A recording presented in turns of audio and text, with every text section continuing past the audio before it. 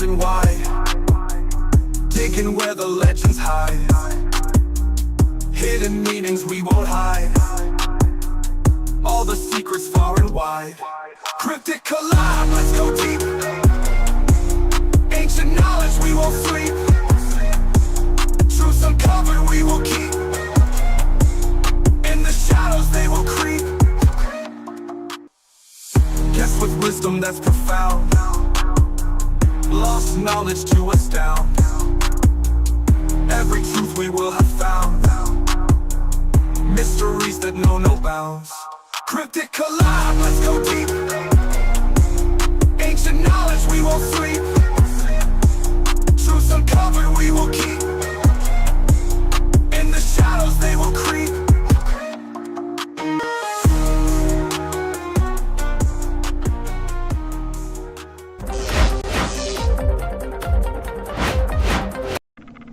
Aloha, what's up everyone, and welcome to another episode of Cryptic Collab, where I've got a special guest, my honored guest, London. I'm going to introduce him in just a second. Let me show you, he's one of my favorite channels on YouTube to follow. I like him and C3PO's Golden Calf, probably my two favorite I've ever had, but this is his channel on YouTube, so you guys can check it out right here.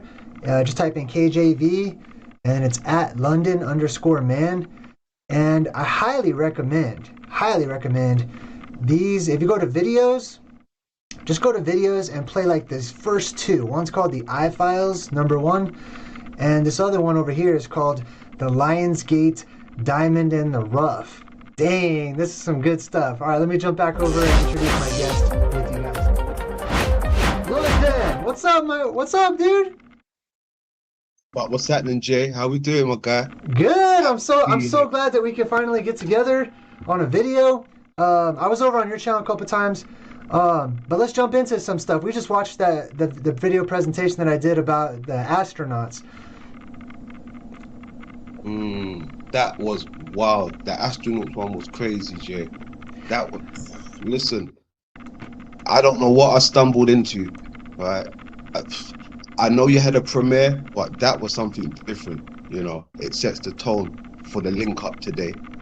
Yeah, because we're going to be talking about, for everyone who's watching, we're going to be jumping into, so one of my favorite things that London brings to the table, because this is what I like to do with Cryptic Collab. I like to get other people on here who bring their own sauce, you know, to this meal that we're about to eat. And he seasons it up nice with some stuff that other people are not discussing, not talking about, refuse to talk about if they have heard about it. But we're going to rip that bag wide open and have some snacks featuring London today and myself. So we're going to talk about fringe cosmology. We're going to talk about the nature of reality. We're going to get into our local realm, the world, what the shape of the world is like, why that's important and pertinent to our experience here. And then that's going to take us into the dome and the firmament and optics and the eyeball and secret societies and the greater reality of what I call the fractalverse. You can call it the multiverse. The experience we're all having across the quote-unquote cosmos. And that video that we just watched, London, that seemed to have some hints. I feel like these astronauts and NASA are dropping some hints. Most definite. I totally agree. At this point, I think they're actually telling us the narrative. I think they're actually telling us and showing us the narrative, you know, but for those with eyes can understand it, you know. And yeah. It's a beautiful thing. It is beautiful, I must say, Jay. It's beautiful. And they kept on bringing up the eye. They keep on mentioning the eye many times throughout that interview with those astronauts. We're talking about the Artemis mission, and they kept on mentioning the eye. And that's one of these secrets that I feel that is being kept. And that people like you and myself are digging into and exploring and researching and making the connections is this concept of the eye. And what we're gonna do is we're gonna correlate the eyeball itself. And just to get everyone in the audience on track, I'm sure you're all some form of a conspiracy theorist, as I am. I'm sure that you're all some sort of a fringe philosopher or an alternative thinker, people that dive into the mysteries of reality, or otherwise you probably wouldn't be watching my channel or London's channel. And I'm glad. And so what we're going to do is we're going to correlate the concept of the eyeball and the actual physical eyeball itself and the worlds contained within the eyeball. Okay, bear with me. If it doesn't make sense right now, it's going to make way more sense at the end of today's video, at the end of this live stream. We're going to relate that with the actual world that we live in right now and what is happening actually around us that we can figure out by looking inward into our own minds, into our own bodies, into our very selves. And I did ask London to bring some examples, but why don't you kick us off with, what is the big idea with the eyeball and the Illuminati and secret societies, and what's the hang up and what's the connection with the eyeball? Why is the eyeball so important to you personally and helping you to use it as a puzzle piece to figuring more out about reality? Well, thank you, Jay. At first, it wasn't a thing to me. Right? I just see it I seen it everywhere. I didn't really pay attention to it. I just thought it was something to do with secrecy, right? Just secrecy, a club that most of us, know about, and that you have to be of a certain caliber to get in this club. But I didn't really think, a physical attachment to it, meaning what if we could be living in an eyeball, or the construct could be based on an eye, right? Either way. So,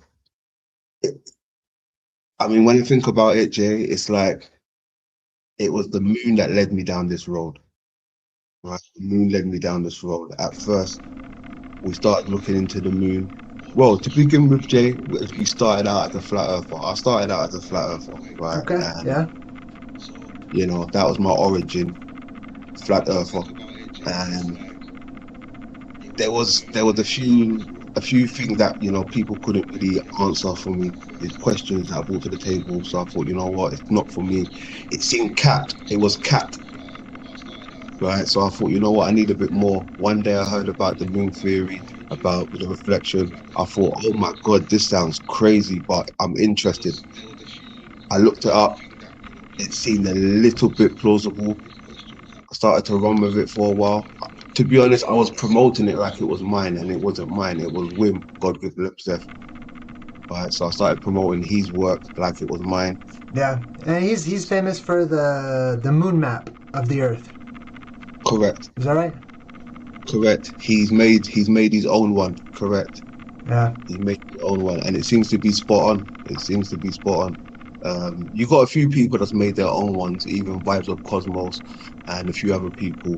But I do like Wim's one, but it's different. But I see where Wim's going with it, and I started to promote Wim's work like it was mine because I was fascinated with his work. Right, even with a few people on YouTube, when I used to look in the background watching you guys, I used to promote it to my friends like it's my work. Like, hey, look what I found, and this nature. But I wasn't in the game yet, so it's nothing really. I was just like interested, right? Welcome to the game, my buddy. Woo, thank you. We're in Tron. We're Tron now. There you go. We're in the game. But yeah, what he's talking about was the flat Earth moon map, or the moon map. If you guys haven't heard about it, is a lot of people have started to recognize, and this has been promoted by, some trailblazers within the YouTube truth-seeking community, at least. That people, when they look up at the moon, they notice that all these splotches and craters and marks and light spots and dark spots, they seem to reflect exactly the countries on our world. They seem to be a reflection, an inverted reflection, of the very Earth itself. Deep. So, like I was saying, I was promoting Wim's work like it was mine, so that had to stop. I started to do my own research and due diligence. And man, oh man, I was blown away, right? I was blown away. And since then, I've been finding my own dots, my own connections, and it's been a long time since I've had to use Wim's work to prove my point, you know. But he's the godfather. He started it for me, so it's always good to have him as, you know, artillery if I need it. Like, hey, this is what I'm trying to convey. Have a look at Wim's work. He said it better, right? Yeah. So this is where we are, man. So you started on Flat Earth, which is I think we all started probably going back even further than whatever conspiracies, because a lot of us tend to be like this as children, to ask a lot of questions, to wonder, to notice things, but not really at that level where we're developing our own theories and thinking outside of the box to figure things out. Just kind of noticing that there's strange things. There seems to be more answers out there that we're not being given. So it forces us to become truth seekers and to go find those answers ourselves. So, like, for example, with me, I got into Flat Earth, but I got into that because I was exhausted. The Hollow Earth. I was researching the Hollow Earth, and I was very into that. I'm like, how do people not see that the Earth is hollow? Like, there's so much evidence. There's so much proof, and the mainstream academic view of the Earth being this solid lava planet doesn't make any sense whenever I start digging into it. Not that I'm not intelligent enough to figure out what they're trying to say. It's just that it's not intelligible in and of itself. It doesn't make any sense. It doesn't stand up to scrutiny or questioning. So that took me into Flat Earth. But then we go beyond that, because then I started thinking about the dome. Because then I'm like, well, wait a minute. All these Flat Earthers are just like, this is flat. That's it. It's flat. That's it. But if the dome is a part of the Earth, then is the Earth flat, or is there a flat part to the Earth? And now I have to start thinking about the extensions and the implications. How did you get to that?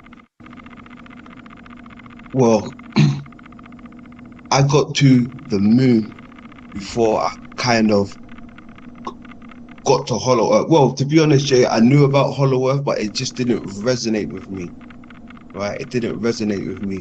But what I must say now, you can't have one without the other, right? It's Hollow Earth and Hollow Moon. Yeah. It's a concave system. It's a concave system, and this is it. It's been in our eyes all this time. No pun intended. Right. Wow. Can't have one without the other. Yeah. See, that's kind of like where my thought process was going. So, I didn't like that there's like a lot of the Flat Earth movement. For me, it felt like it was people digging their way out of one hole just to fall into another. They picked up one flag just to go plant it somewhere else and get stuck there.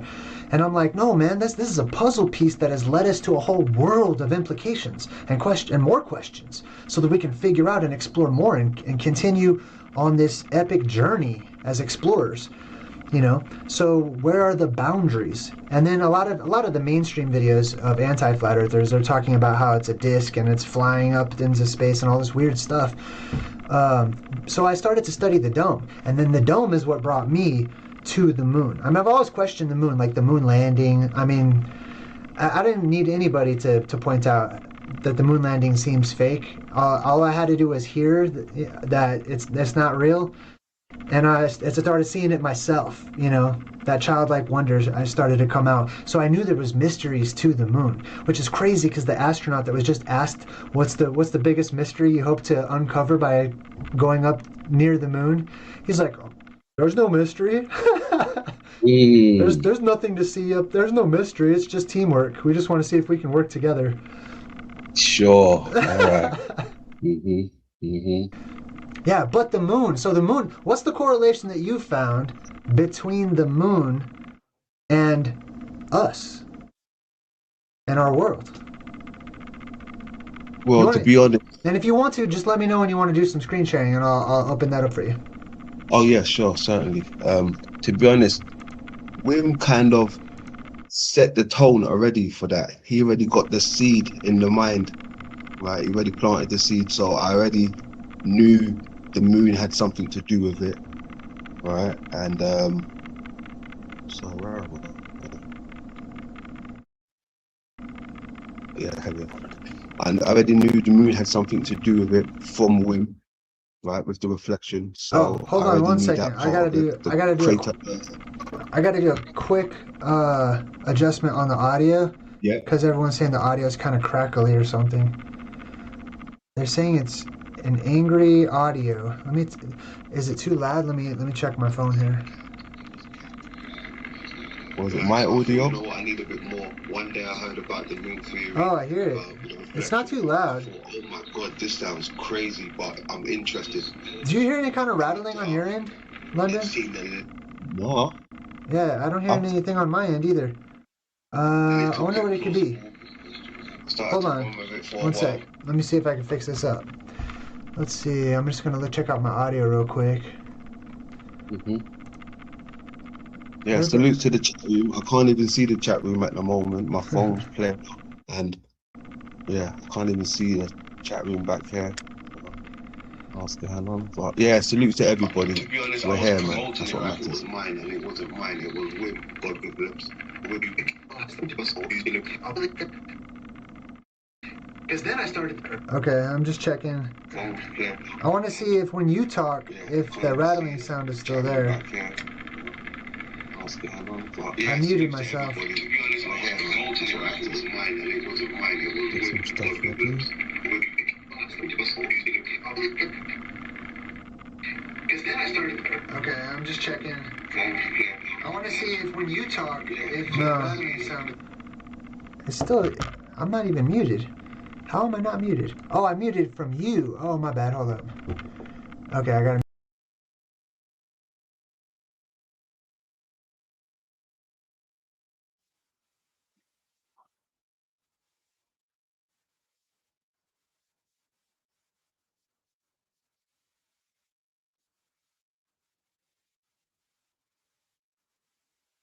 Yeah, I can hear you.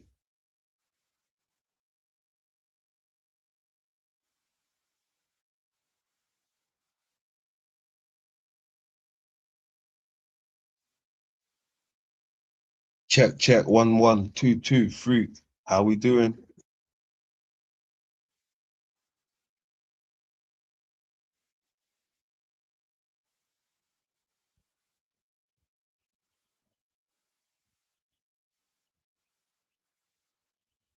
Okay, for everybody who's watching the live stream, thank you so much for your patience. I'm gonna unplug my mic real quick, and the problem is with my microphone, so I'm gonna see if I can fix that up real quick. Maybe it's these headphones that I have in. Can you still hear me, London? Yeah, you're well and clear. All right, cool. Let me real quick check it on here. The problem is with my microphone, so I'm gonna see if I can fix that up real quick. Maybe it's these headphones that I have in. Possibly. Let's Can you find still hear me, London? Yeah, you're well and clear. All right, cool. Let me real quick check it on here. The problem is with my microphone, so I'm gonna see if I can fix that up real quick. Jeez, there's such a lag between others watching and us live streaming. Possibly. Can you still hear me, London? No, I still hear it. It's my something's wrong with it. It's making a knocking sound. Is it me or you? No, it's me. You sound good, but whenever I mute my microphone, like right now.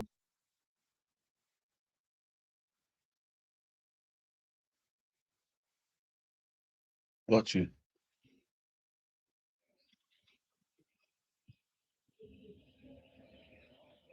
So now the audience can hear me, but you cannot hear me. Let me see if I still hear that crazy sound.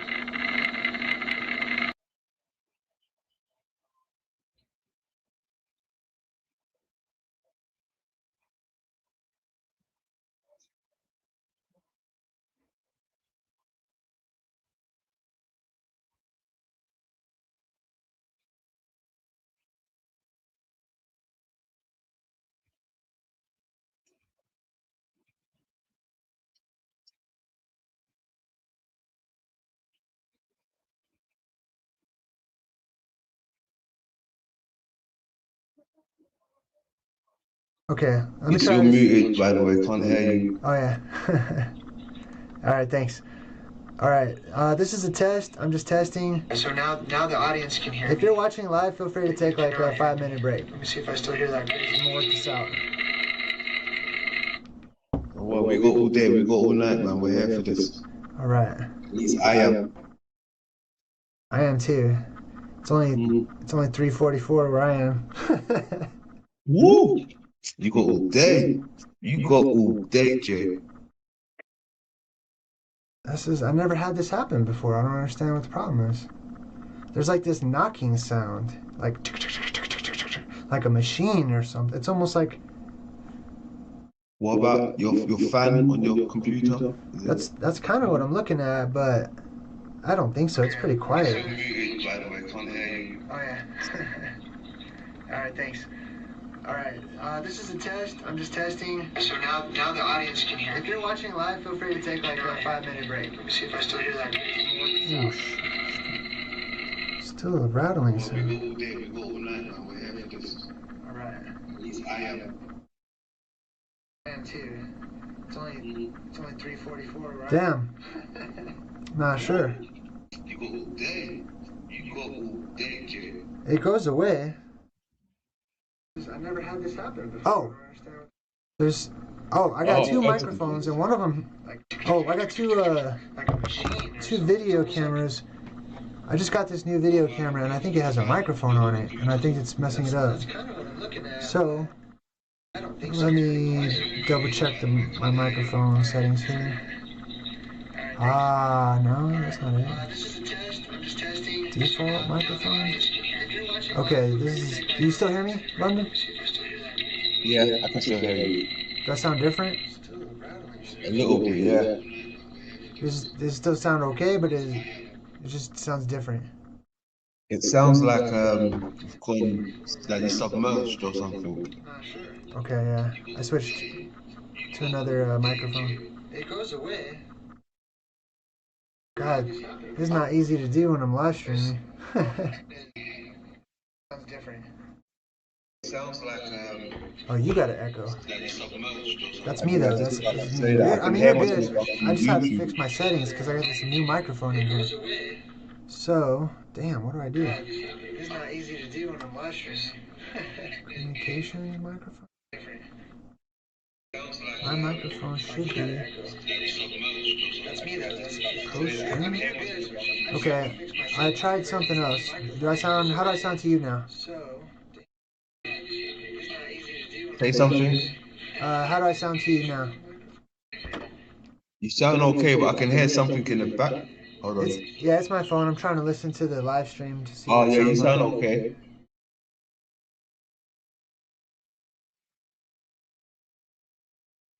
But am I echoing? How do I sound to you now? Now you're good. On the live stream, you're echoing, but don't worry about it. You're not actually echoing. It's my settings. Damn. What could be the problem? Hear you better. Just turn off the background. Sound okay? Switch the phone off. No, it's not the phone. It's not the phone. Everybody in the chat, it's not the phone. It is it's a setting that I'm missing somewhere. So I got my audio for our live stream. Got my microphone connected. I did have my headphones on, but I took those out. And I have the same microphone for London so he can hear me.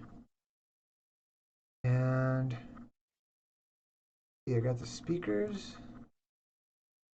Good. Speakers are good.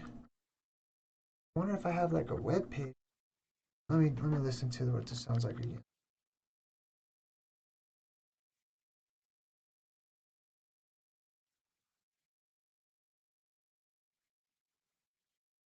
It's only when I talk. When I talk, it picks it up.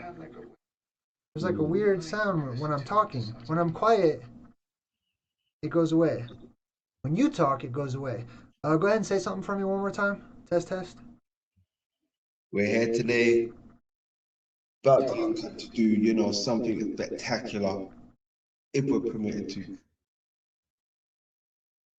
That's perfect. You need way more subscribers, man. I'm gonna get you like 5,000 subscribers today.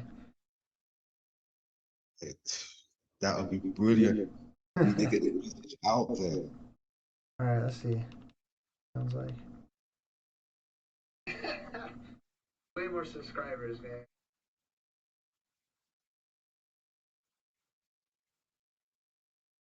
Okay, this is a test of me talking and my voice and what I sound like, and if I can hear the knocking sound while I'm speaking and talking, and I just want to test right now to see if the knocking sound goes away. Sorry about the inconvenience to anybody that's listening during the live stream.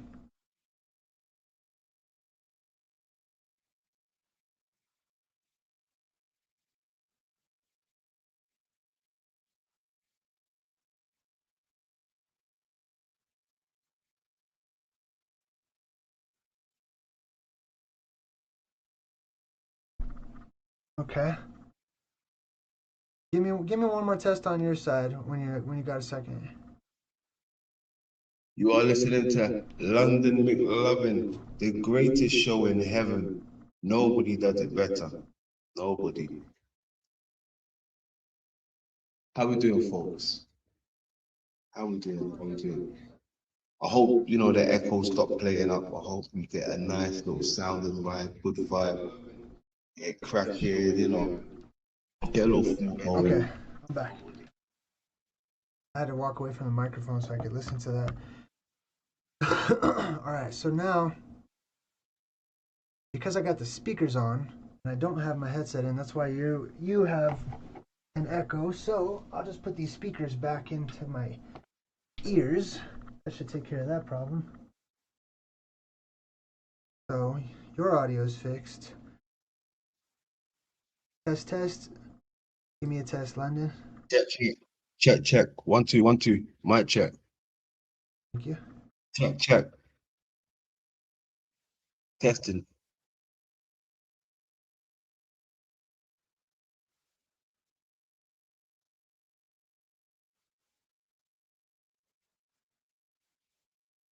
Yeah, you sound great. Okay, so this is a test to see what I sound like whenever I have the headphones plugged in, and if I can hear that weird whirring rotating fan sound. It shouldn't be my fan, but I don't know what else it could possibly be. So this is just a test, and I gotta listen to it now. Cool. It's plugged in, and if I can hear that weird whirring sound, it shouldn't be my fan. What the fuck is that shit? Sorry. What is that? Why is it when I talk, and it's only when I talk, my microphone is picking up some kind of all I can think of is it's my computer fan. That's all I can Easy think of. feedback. Oh, let me put I can't hear you. Both audio. I don't know if the audio is perfect. I'm listening to it. Doesn't sound perfect. Me. I mean, it might be tolerable possibly, but damn it. I wish I could hear what the audience hears, but I can only do that whenever I turn on the phone and listen to the phone. Hold on, let me see if I can edit my audio real quick so that I can hear myself or whatever's coming through my ears here. Improved audio. I wonder if it's because I got the desktop audio on. Try that. Let me try to turn that off. Alright, okay, so this is a test. I turned off the desktop audio so that people cannot hear what is coming through the computer. London, give me one more check, please. Okay. Perfect, thank you. Alright, 1 second.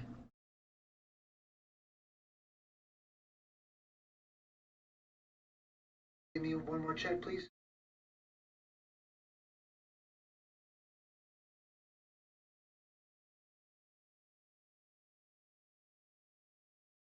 Yeah.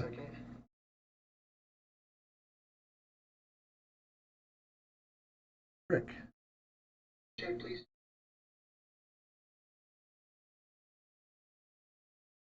Yeah.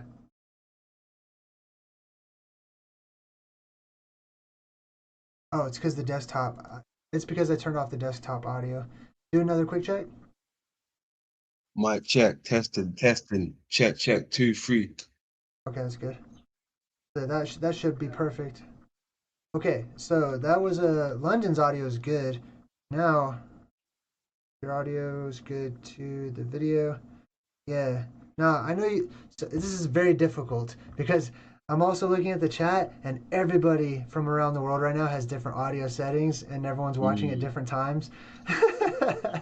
So I'm trying not to rely on the chat too much, although I appreciate everybody's help. I have to kind of figure this out on my own in the spur of the moment. And right now I'm actually just talking a little bit so that I can listen in a moment to hear if I hear that whirring sound. And if I do, then that means I need to unplug. I'm going to unplug and replug in my microphone. 1 second.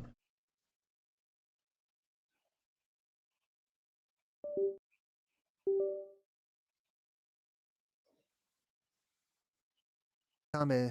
Okay.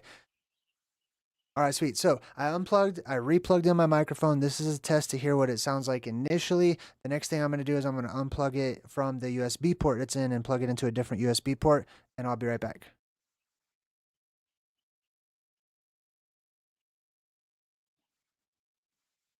Sweet. So.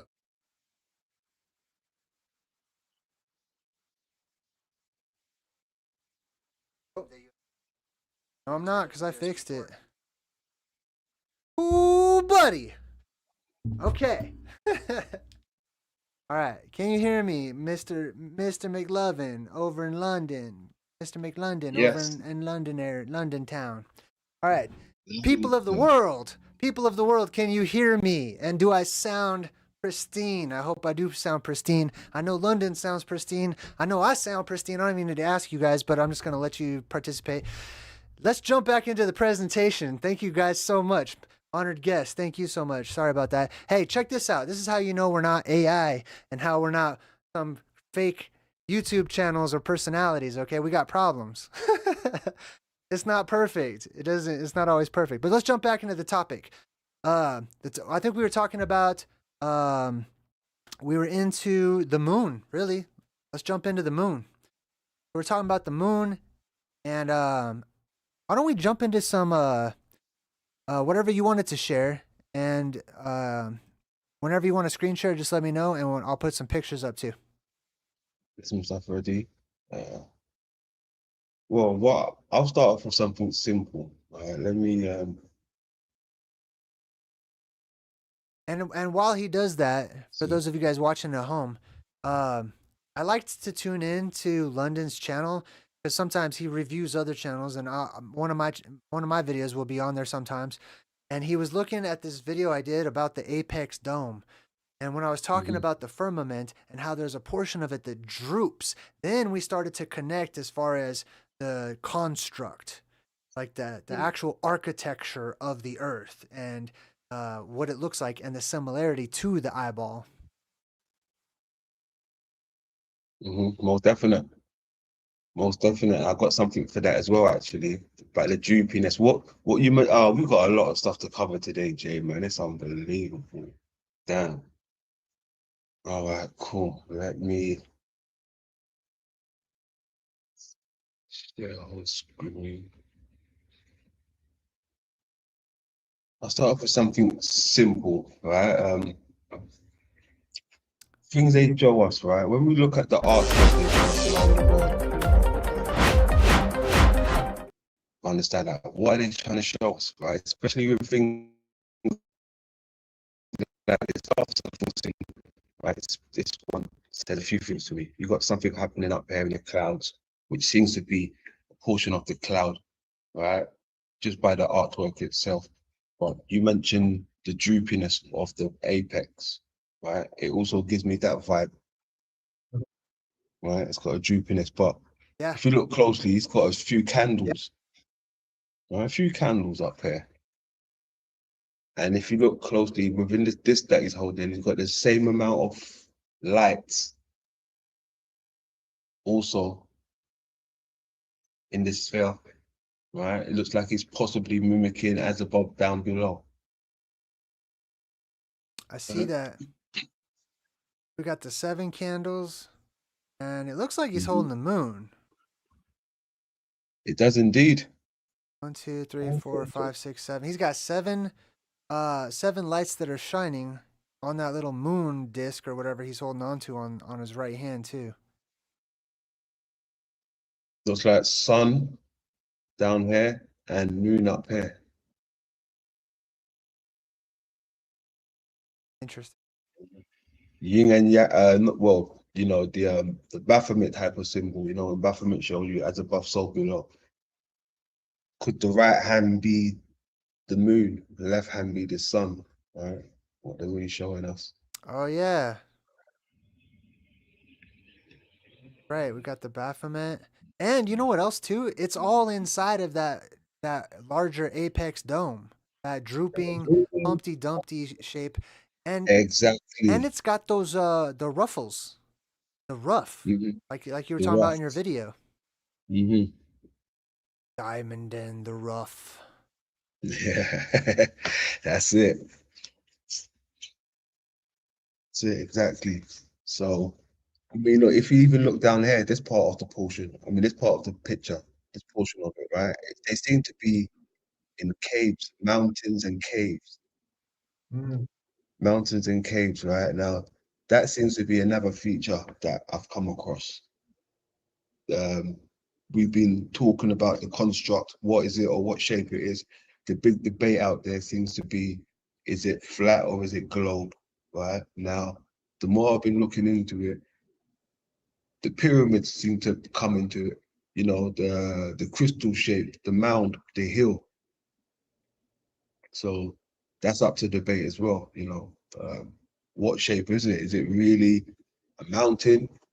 Mountain seems to be sacred out here as well. Everything sacred could play a part in it.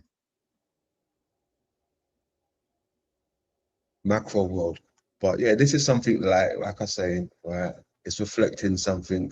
It seems to be the moon, right? And down here, they're showing 7 candles as well. Yeah. Yeah. And it's Yeah. also there seems to be light coming out of the mouth of what I assume is Jesus. Correct. And the Beam. light shines back down at the earth.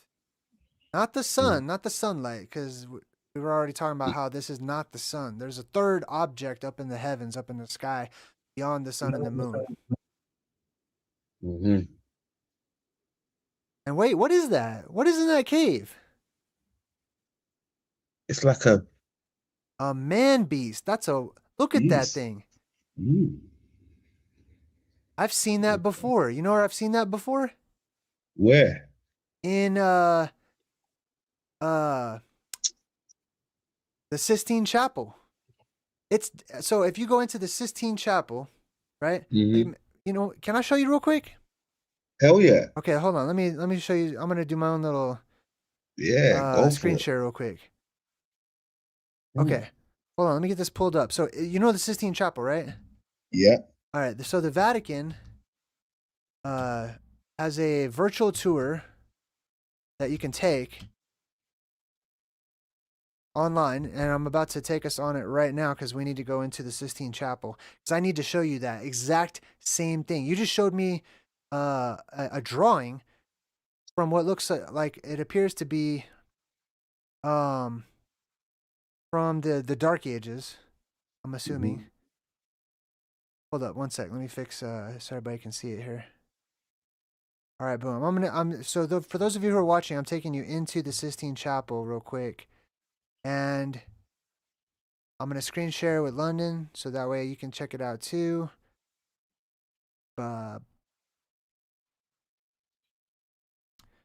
right, screen share, boom. And I'm going to take you to virtual tour, boom. Let me know you can see that. Mm-hmm. Okay, cool. So this is the entrance to the Sistine Chapel, right? You can move it all around and look and stuff. click on the arrow, and we'll go forward into the Sistine Chapel. Hold up, I gotta fix it for the audience. All right, cool. All right, so now we're about to go between the arches here, all the way to the end. At the very end is the Day of Judgment depiction. It's got Jesus on the cross. It's got the sky opening up, basically. It's got angels all around us. If we want to sort of get our bearings to see where we are, back here is that famous Michelangelo's depiction of God reaching out to Adam, holding his hand out, and the Garden of Eden and everything. You can kind of see it right there. Where is it? Oh, there it is. You see that? Mm-hmm. So here's the Yeah. Garden of Eden. It's kind of upside down. But here's the God and Adam, and there's the brain that God's inside of.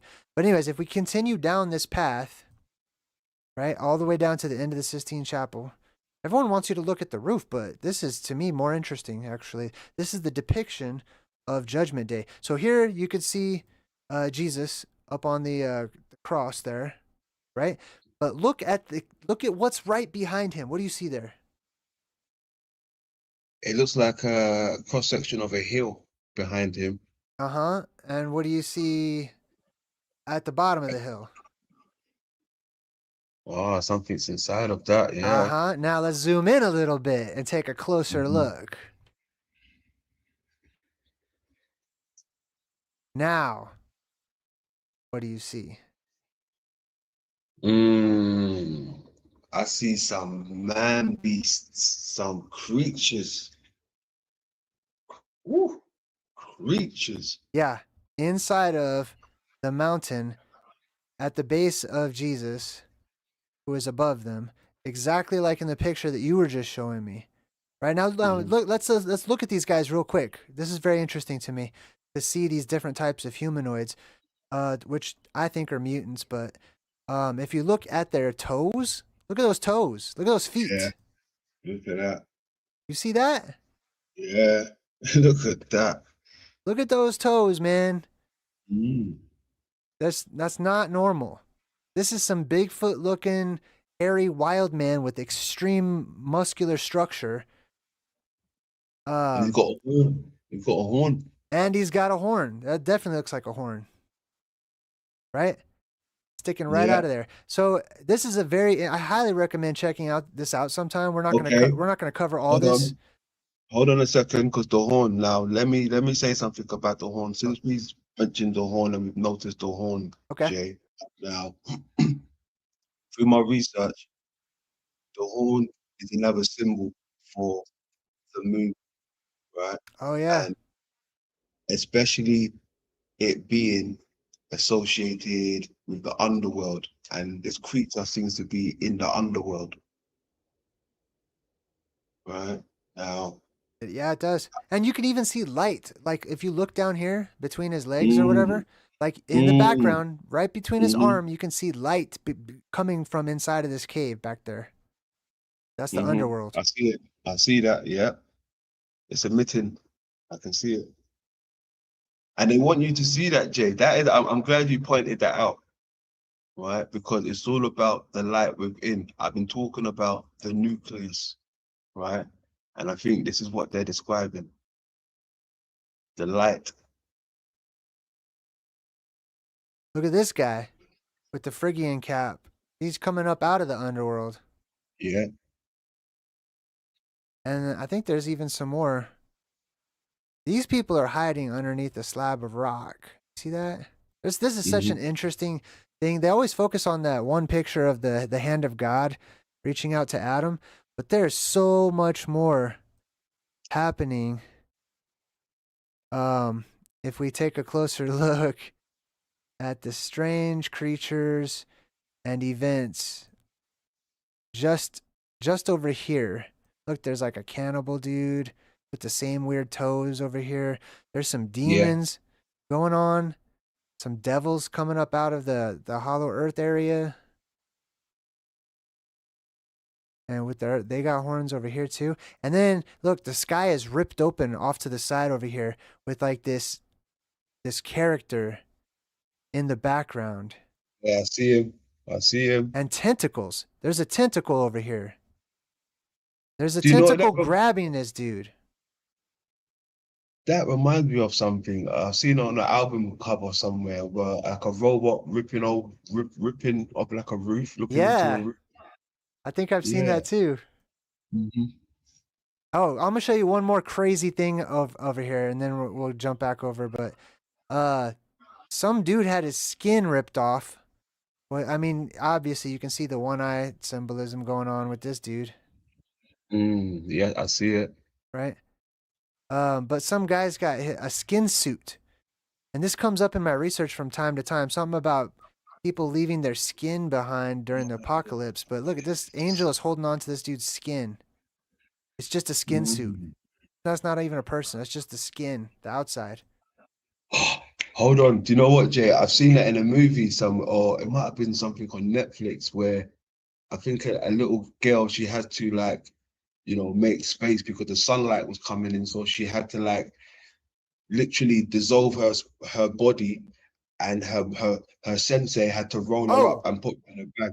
yeah, three body problem. Ah, there you go. Yeah. Yeah, that's right. Brilliant. All right, cool. Yeah. Let me I'm gonna take off the screen sharing and I'm gonna hand it back over because I want to see more of the images that you were showing too and hear your thoughts on them too.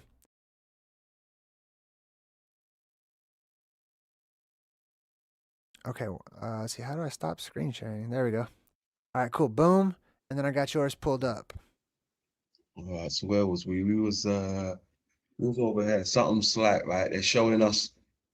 They could be showing us as above, so below. We already know this hand gesture, right? It means as above, so below, right? And we can see something happening here with the candles and what seems to be the moon, Right. right? So Well, there's it's seven giving us. candles. Mhm. And to me that speaks of the area up north that they call the Septentrion or the Septentrio. The Okay, seven yes. mountains, also the seven mountains of Revelation that come up out of the Yeah, North Ocean. yeah, that too, most definitely. Seven mountains, yeah. And I've also heard something about the seven chakras, right? Things of that nature. Now, what if the chakras are just seven lights? The mountain, the pillars seem to be lights after all.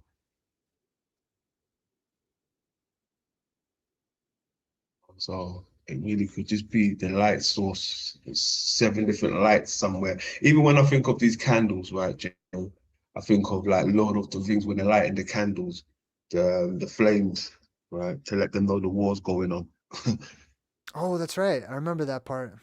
At the top of the mountains. Correct, correct. Each mountain got lit. But yes, okay, so you see the theme going on as above, so below, the reflection theme, right? Now,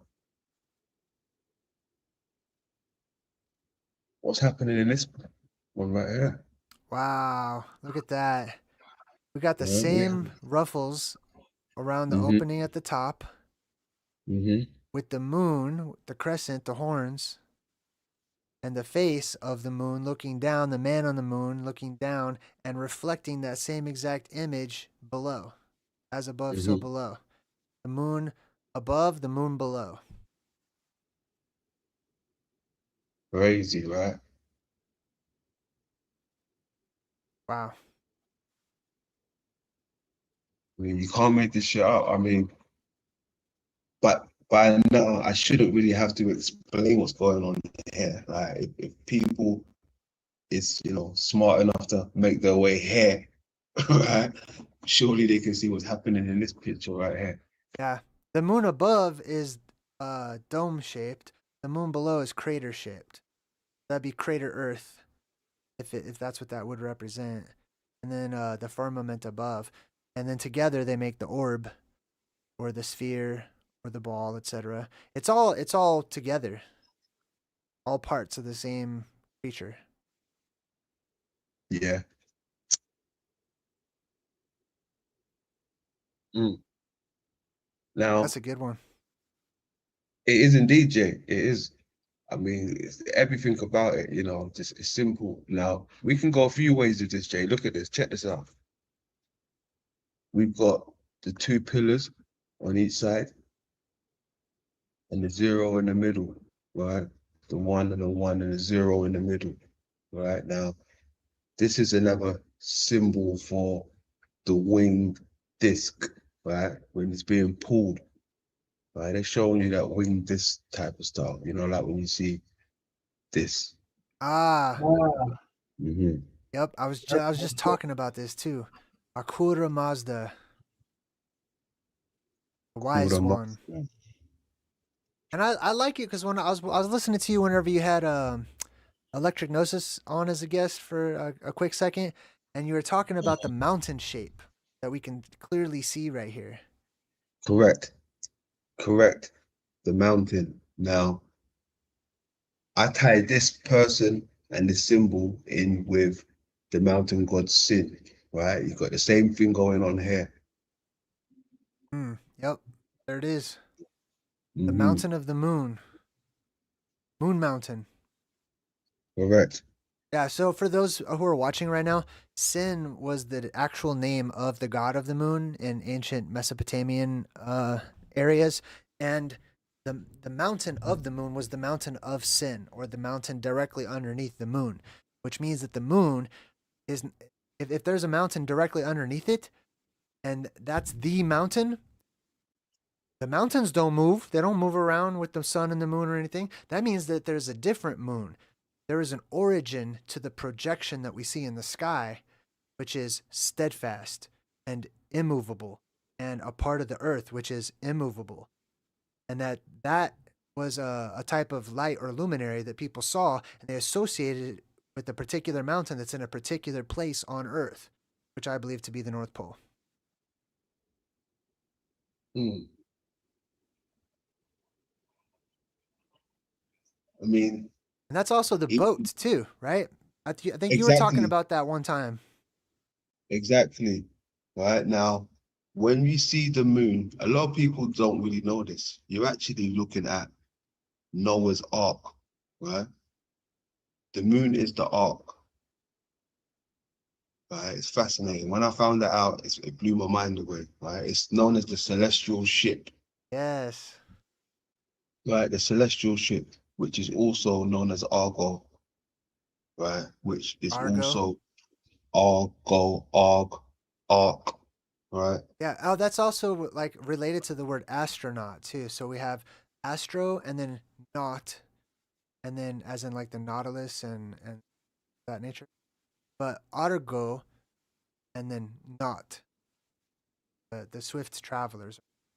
Argo, the Ark, the Arco. It's actually a gas station I think called Arco. Now that I think about it. The Arco, and it is the arc. A lot of people think of an arc as a rainbow.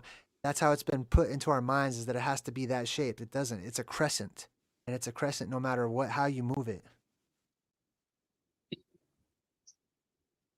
Yeah. Well, I mean, would the rainbow come from the ark, or is it? Are we seeing length? Okay, when they show you Noah's Ark, right, and the rainbow going around it, do you think that's a form of like lensing what they're showing us, Jay? The lens, like the grok hole sign, the grok sign as well, the black hole sign, right? But there's a form of lensing what they do. When the lens goes in front of an object, it morphs it, it bends it, right? And I think that's what they're showing us with the rainbow, Right. right? It's showing you, because rainbows come in a 360, right? The further you go up, you can get it in a 360 complete. Right. And, something being emitted through a circular opening, which would be something like a pupil, right? You'll get a circular reaction, light object, which would be a rainbow, I suppose. But check this out. This is the eye, human eye, right? But it's labeled the globe. The medical term for a human eye is a globe, right? How fascinating. Interesting. Right? A globe. I find that very interesting. Yeah. It also looks like a map. Right? It looks like various things, but it also reminds me like the four corners of the world. Now, these are the muscles that hold the eye in place. This one up here is the superior muscle. Right? It sits above us. It works in mysterious ways, these muscles, but yeah, it's the eye afterwards, very technical. But not only that, right, Jay, they say we live on a globe, and one of my theories is, we live on the eye or in the eye, whichever way you look at it, right? But to get into space, you have to go into orbit. Now, they got the space in between the skull and the eye is orbit, right? That's orbit right up there. Yeah. That's literally Right? the eye sockets or the outside of the globe, the outside of the eyeball. So Correct. hypothetically, if we live inside of an eyeball and NASA wants to go into orbit or they want to go into space, they need to go into the space between the world or the eyeball or the orb and cranium, the skull or the uh the head, the rest of the head, the mind, etc. Because the eyeball is right there next to the brain and connected to the brain, and they're going to have to go into orbit, transverse into what I call the fractal verse, which is the rest of the body parts of what people call God.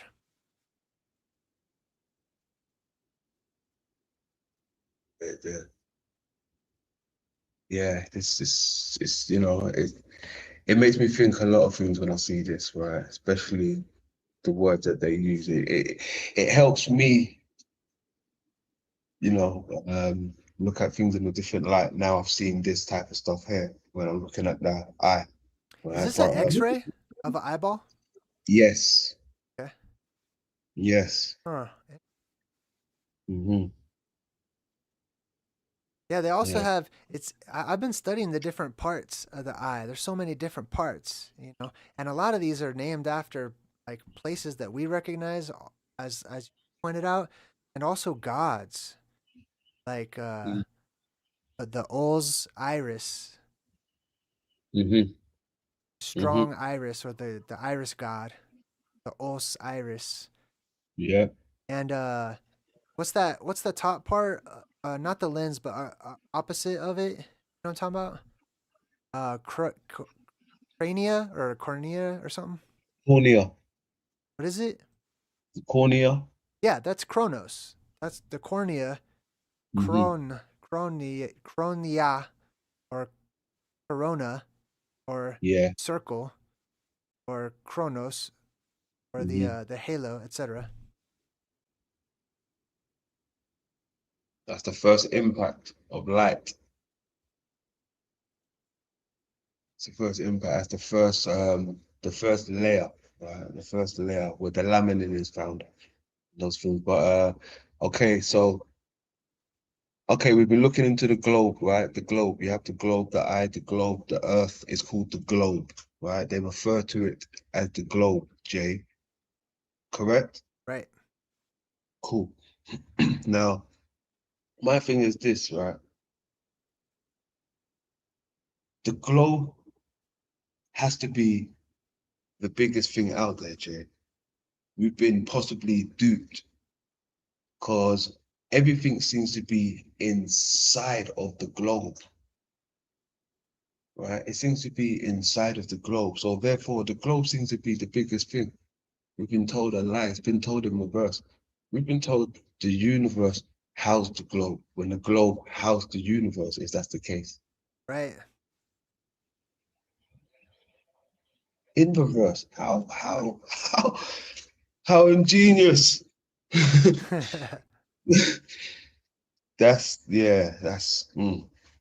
don't know, man. That's now Yeah, check I this out. saw one of your videos that you just uploaded where you had this part where the guy was saying about how the universe is most likely or possibly actually a ball contained in a ball that's inside of a larger ball or a circle within a circle. Mm. Just kind of like we see that right there with that image, like the eyeball. Yeah. But I've seen the circle within the circle too whenever I'm considering the apex dome. Whenever I look up at the symbolism, I seen this not just with the apex dome, but with the eyeball too. The eyeball, whenever you look at the iris, whenever you look at the lens portion of Hmm. the eye, not the iris, but the lens, it has concentric rings. Seen that? Yeah. Yeah. I've seen that. The Yeah, lens has the concentric rings, most definite. and so that's my theory on Atlantis and why Atlantis tends to have that concentric ring shape, not Hmm. because the actual land itself had concentric rings, but because people looked up at that lens, which Hmm. reflected back the earth, but Hmm. because the lens itself has ripples or ruffles or the rough, right? It's got these ridges to it. Three main ones that I can see. It reflects what's below. It reflects different parts of what's below. So if there's a solid landmass that's a circular shape below, but there's ocean all the way around it, then some of those ridges are going to reflect ocean, and some of those ridges are going to reflect land that give us rings that look like it's a ring of land and a ring of ocean and a ring of land. You know what I mean? Hmm. I know exactly what you mean. It's all about the reflection, most definite. I mean, now, if we're talking about reflection, we're definitely talking about a lens, right? But for what I'm looking at, the lens, if we're talking about the eye, the globe, right? The globe. Now, let's stick with the globe eye, right? The globe eye, not the globe and the celestial moon, but the globe eye, right? Now, check this out. If we're running with the globe eye, now, what would the lens look like in the eye? This is the lens in the globe eye, right? Not the celestial sphere, but the globe eye. Now, this is the lens in the globe eye, Jay. What does that look like to you? That seriously is the eye? That looks like the Mm-hmm. moon. I mean, Oh, it looks like you can see the moon in the eye, mm, which is like land around it. Looks like land on the outside, and then like some space or whatever, and then the moon. That's what it looks like to me, just at first glance. that shit is wild, right? Yeah. Oh, you know what? They show something similar to this too, because I always talk about the truth in movies. Um, in Westworld, in their opening credits, they have the whole landscape of the Wild West or whatever, but then they show you this crater, and it's actually an eyeball. Like when you zoom out, you can see like an eyeball shape. Let me Mm. see if I can find that. Oh snap! Haven't seen that one. But this image is actually called Moonrise, right? By Edgar Raphael Coroza, right? And the MD, the doctor, right? Glaucoma, patient with glaucoma, right? Now, Oh this yeah, looks, glaucoma in the eyeball. mm, That's interesting. That's quite a picture. And he even labeled it Moonrise. indeed. Wow,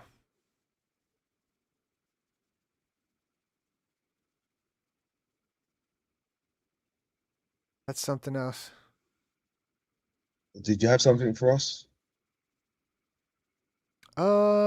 Let me see if I can find it. I mean, there's a lot of eye stuff in Westworld, but I want to see if I can find where they zoom in and it's the eye is like the landscape. Oh, that's kind of it right there, actually. Well, let me just do. I'm gonna go to YouTube and just I'll play the video real quick.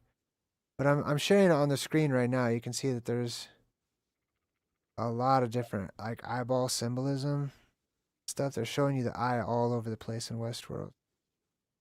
I haven't But seen that. hold on, let me I don't know if it'll let me. I think it will let me if I type in. Here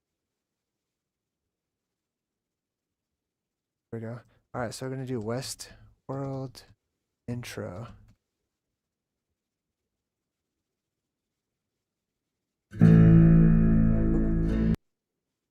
right, cool. All right, so it's showing like body part, but it looks like a landscape from the start. You know what I mean? Hold I on, can't see anything, bro. I got you. I got you.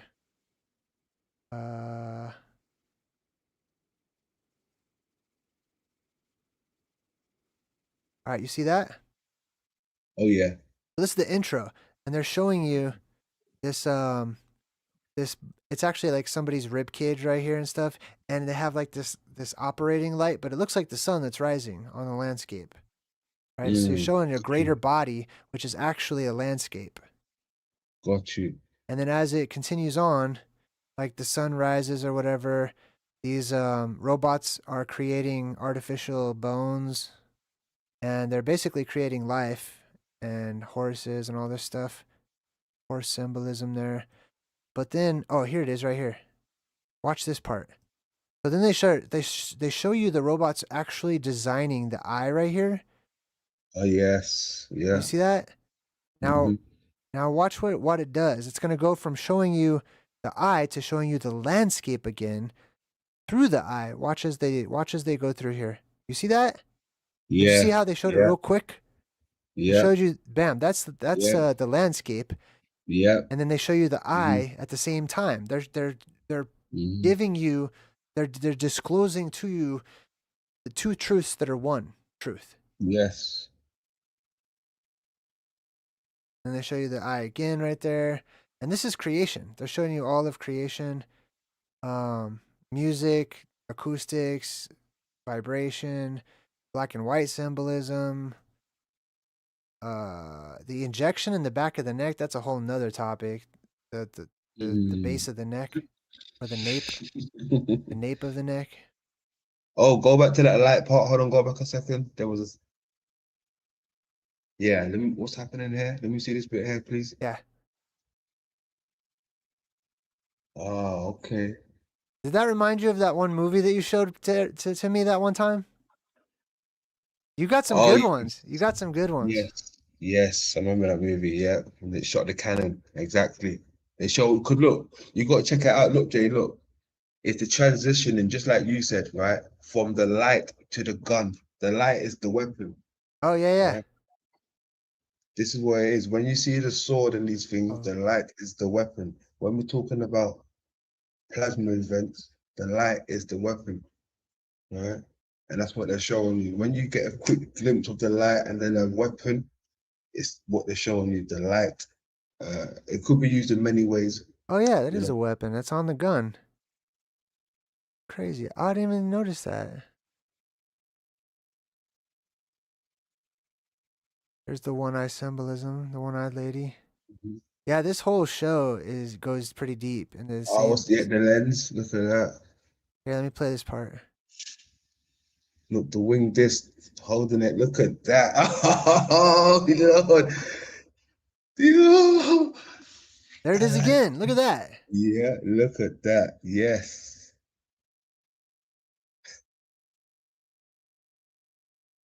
Mhm. Phew, man. Yeah, Yeah, Westworld's got some deep symbolism in there. yeah, that was nice. That was tidy. Yeah, brilliant.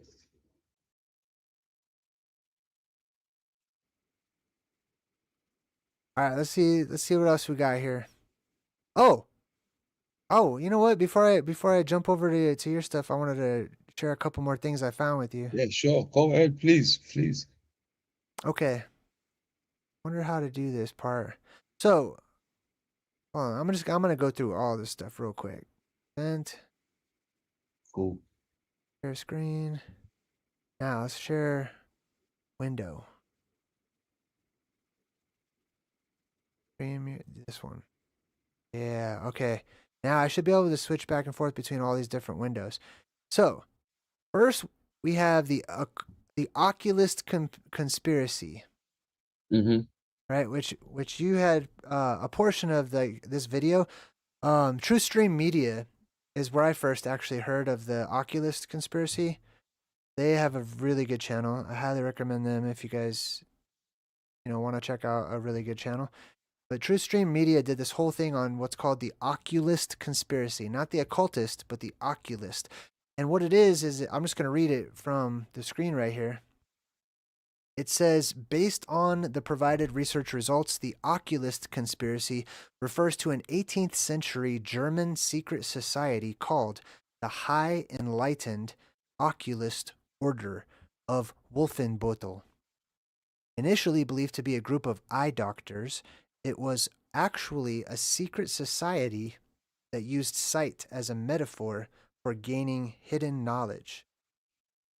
Now, some details about the occultist order and its associations with conspiracies and mystery is the Copiale cipher.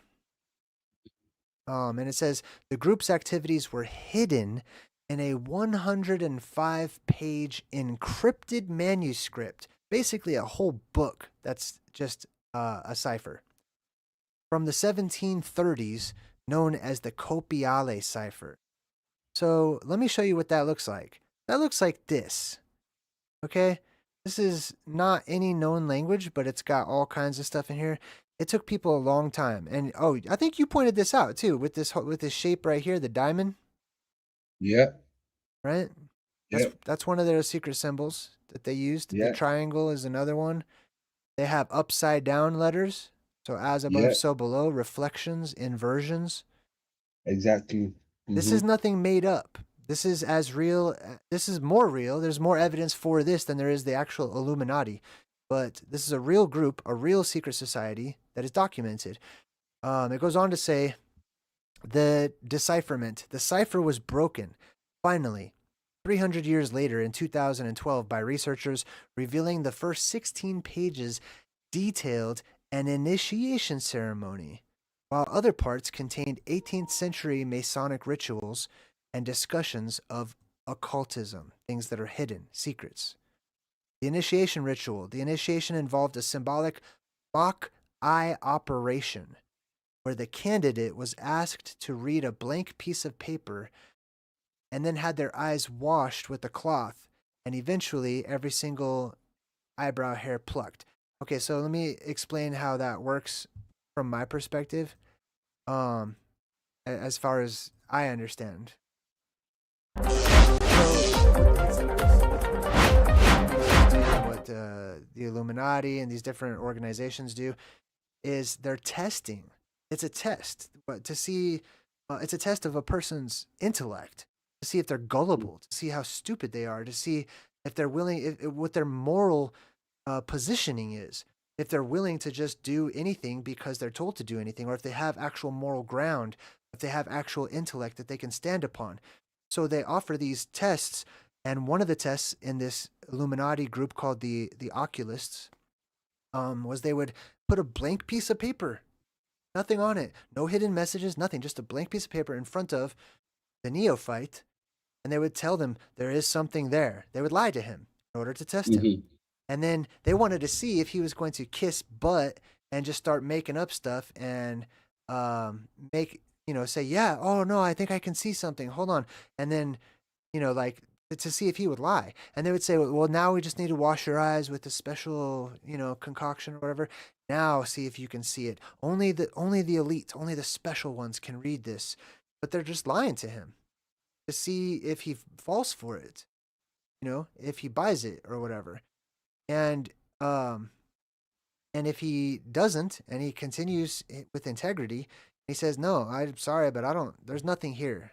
Okay. Like, I don't see whatever you're seeing, but there's nothing here.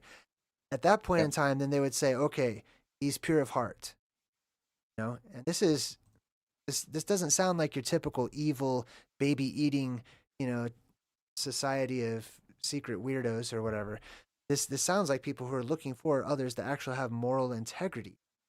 Suggests to me personally, there's different types of these secret societies, as there is balance to all things. There is an evil side and there's a good side and a neutral probably. But anyways, then they would perform this operation where they would actually put a blindfold on him and then pluck out one of his eyebrows and just pretend to be operating on him, but they really didn't. And then while they're doing this operation, they would go replace the blank piece of paper with a real one that actually had secrets on it, and then would allow him. This was his initiation. You know what I mean? Yeah. But anyway, so that's the Oculus. So let me jump back into the screen share, and I'll finish reading more about this strange secret society of the eyeball. The purpose. The society was a part of a wider 18th century culture of secret societies like the Freemasons that provided a space for free thinkers to discuss topics and politics, science, and the nature of God. Nature, God. The nature of. Nature is our surroundings. That is nature. So this is interesting wording for me particular. Away from the prying eyes of the state. It does have a connection to Masonry. The occultists are believed to have roots in Freemasonry and likely practiced Masonic rites that were forbidden by the Pope. There's something else called the occult conspiracy, but it's totally different. It's occultist, not occult. But anyways, I thought that was very interesting. And then they have these coded messages. Now I'm going to take you to my website. Did you get a chance to check out my website yet? No, not yet. I haven't got a chance yet. Let me know, especially whenever you go over the fractalverse portion of it. But right now I'm in a portion of my website. Let me just make this, can you see this? Yes. Oh, I messed it up. Hold on. Okay, you can see this? Yes. All right. I'm trying to make it so everybody watching can also see it, same as you.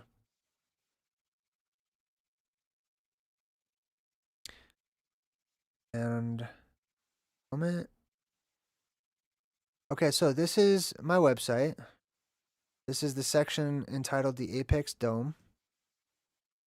So if we go up to the top up here, you can see all this, the main menu or whatever, the Apex Dome. You scroll down, and I shot you a coupon code. It's good for 6 months, so you can have 6 months free access whenever you feel like it. But if you go down right at the beginning, I have all these different maps, ancient cosmological maps, different ones. Mm-hmm. And what I was thinking of is their comparisons to the eyeball, right?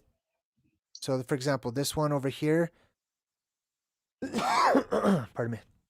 This one over here is I don't know why it's cutting off like that, but it's a type of early Greco-Roman Earth, where they have Olympus above, the vault of the heavens, the Earth. Notice how there's mountains that rise up on each side over here. Yeah. You see that? Now let's look at this. This one's Sumerian. This one's ancient Babylonian and Sumerian, where they have the same mountains, the same mountain ranges rising up. So on the other side, this would be the orbit or the space, etc. Right? And then we also have these tunnels that go underneath and inside all the time, or the underworld. Yeah. Same thing. Look, okay, go ahead, Jay. Sorry. No, jump in. Go ahead. You're my guest. Well, from what I can see here, they're showing us, like you said, the eye in plain sight, but the mountains, what they're showing you, that looks like it's showing you the iris again, right? That's the well, basically, I've heard a few people say, right, especially people who look into the eyes, whether they're ophthalmologists or people who do camera work, right? There was a guy who was doing camera work who takes pictures of people's eyes, and he said when he used one of these cameras, it was a powerful camera, Jay, and he zoomed into the eyes. He said to his surprise, it looked like mountains, right?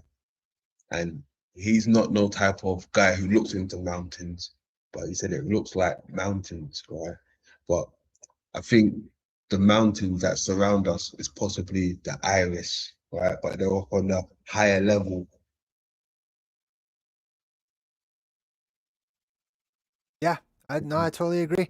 So here's some more examples. So we'll take a look actually at the eye and the different parts of it. And So people who are not familiar with studying the human eyeball, at first glance, it's easy for you to think that this top portion that looks like it could be like the firmament or something, that this is the lens, but this is not the lens. Up here, this is that corona. What was it called? Cornea, that's the cornea. Cornea. Thank you. Yeah, this is the cornea, but the lens is actually down here, Correct. and it kind of looks to me like a contact lens sort of a shape. You got to remember this is 3-dimensional too, so we're looking at something that's 3-dimensional, not 2-dimensional. And if we take a look at these different parts of it, see, here's the lens on the bottom. Like you said, everything is inverted, right? Everything that they talk about is inverted. We have the cornea at the top, the lens down here, and then the cortex, the nucleus of the lens. And you had made a really good point in your videos. What were you talking about with the correlation between the nucleus and the word nuke and Jesus and stuff? Okay, now, when we broke the word nucleus down, right?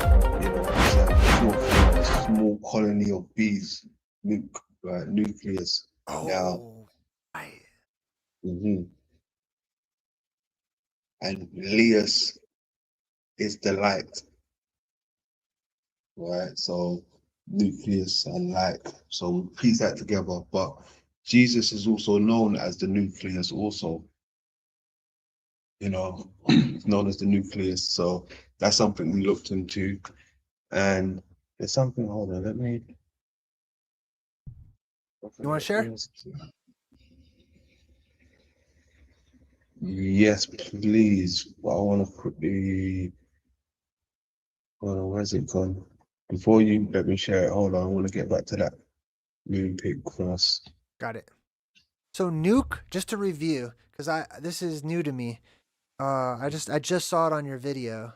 The one with the bees, and we were both talking about the honeycomb symbolism and how the eye actually has honeycombs, and I was talking about how space is honeycombs and how it looks like if you ripped open the dome or left the eyeball world or whatever, and you went into the space or you went into orbit, that space I felt like would look like a bunch of cavernous openings, like hexagon, like honeycomb cave system or something.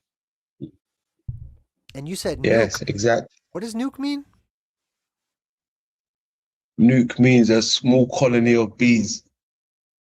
Nuke is a small colony of bees, and then Leus, which also sounds a lot like Leo, lion, light. Light, is that, oh, The light yeah. glowing through the beehive of the eyes or whatever. That's interesting. This is where a lot of the bee symbolism comes into play, I think. And nobility. Indeed. And those who are trying to get out into orbit and leave the confined realm that we live in. I'm ready for that screen share, Jay. Let me Gotcha. show you something. Cool. Now, Wait, hold on. let's go back to. Oh, is this right? Is it the infinite screen right now? Oh no, you got pictures pulled up. Hold on one sec. It's not working. It's in dark mode. It looks like in dark mode on my side. That's my screen. I like it. Oh, I got to take mine off and then put yours on. There we go. Oh. Okay, I got your screen pulled up. Now, going back to this right now, if you remember earlier what we were talking about with the moon, now, through my research, everything seems to go back to the moon, Jay. Now, Moses apparently was one of the first initiates for this moon cult, right? Earlier on, we were talking about sin, right? Mount Sinai, which is tied into the moon god. Now, Moses apparently was the first initiate for this occult, right? This moon worshipping occult. Now, It all leads back to the moon. Moses had the horns also, right? That's more moon worshipping. When you have horns, that's representing the mother, right? But you know, some people would say it also represents the devil, the horns. Now, I would say even the devil represents the great mother, right? That's possibly where we get diva from, you know, from the mother, devil, diva as a woman, feminine, right? It all leads back to the mother. Um, Now, when I see this, we're showing the moon, right? Now, Jesus is also depicted in symbolism like this now. Now, if this is true, maybe we could find something that looks very similar to the lens what they're shooting us with. Um, Jesus, right? Where is it going? Okay. One second, I see some there. Right? It's sitting on the lens again in the eye as the moon comes up. Yes. Yeah. Right? It's sitting on it again. And there's a rainbow under him too. There's another rainbow looking arc.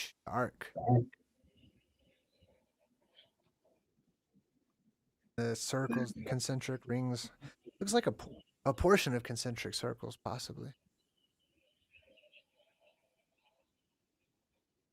Right? Moonrise again. It all leads back to the moon, Jay. This is the thing. This is why they don't want you to talk about hollow earth, right? Because it takes you to where? Hollow moon. You can't have one without the other.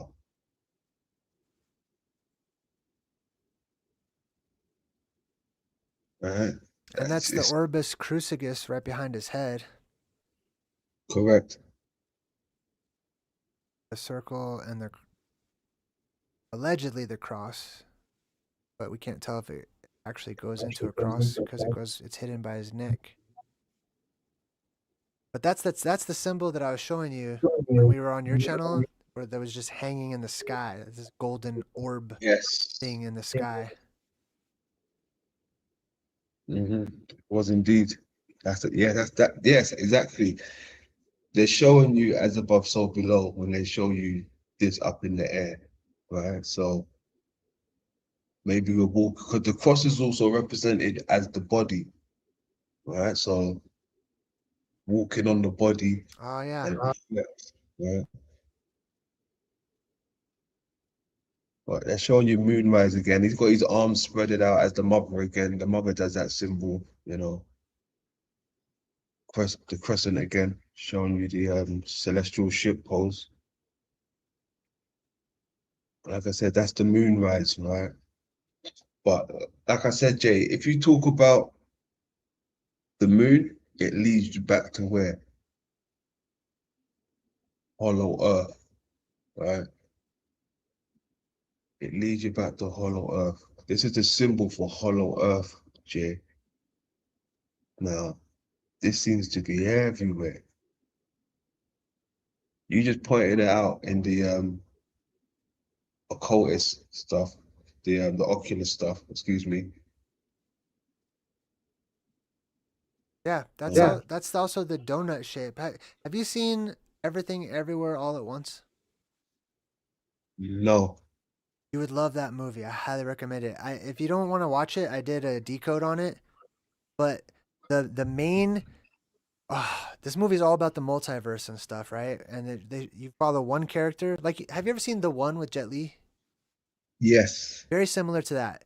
Okay, except it's a female lead character, and you can see all the different versions of her throughout the multiverse. And the main the main object of power was this shape that was created by this evil bad guy or this girl, and she created that. That was the main object of power, and they called it the cosmic bagel. It was called the bagel. She said she made a bagel with literally everything on it, like everything in the universe, everything everywhere was on a bagel.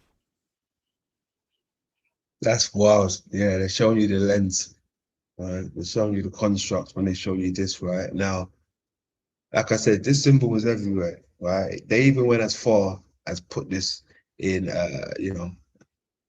Stargate, right? Whenever you see the pyramid or the mountain and the zero, right? What they're really trying to show you is like the mountain, who sits in the mountain, right? Which they're trying to show you this. Oh yeah, yeah. Yeah. I see it. hmm Now, when you see that, the pyramid and the hole, right? You're gonna see that. Right, same here again. The Yeah. whole butt with his hands out, the crescent moon again, Yeah. right? Moonship, See it. right? You have to look out for the steps and the hole above. Right? It's gonna bring you back to this. It brings you back to this. Right? Now, even with some of the symbolisms, the animals that represent it, right? Now, the crab is also represented as the moon, right? And why is that? Because it sways from side to side. It walks like the lens. It goes from side to side, right? Now, if that's true, maybe we can find some symbolism with, the crab or the cancer, right? Cancer Oh research, yeah. yeah. And you again, it's in everything. Maybe they're showing you they control the cancer, right? So this is their symbolism, right? And lead back to this again. You can't talk about hollow moon without hollow earth. It's crazy. Like the Yes. symbolism everywhere. Man, that's I keep trying to make that point, but I'm not sure like, how many people can catch that is the moon is connected to the earth. That it's not the light that we see in the sky, luminary. That's totally different. When I'm talking about the moon, right now when we're talking about the moon, I'm talking about the real moon. That something larger than the luminary that we see in the sky. Luminary is just a little projection of something of substance where it comes from, in origin, right? But the moon, there's so many references to people talking about or alluding to, especially in music and stuff, walking to the moon or crawling to the moon or anything but having to fly there. You don't have to fly to the moon. Like you're already there. You're in the moon. Moon is like oh, it's like remember that video you showed me where it had the people on the earth I and then do. they had like the plasma apocalypse, the atmosphere Mhm, depressurized. They got sucked up. They went out of the top of the dome and into orbit. And when they looked mhm. back at the Woo! earth, it was the moon. The roof of the earth was the moon, which is what I've been trying to explain to people that all those domes or craters, I like to call them domes because that's what they are.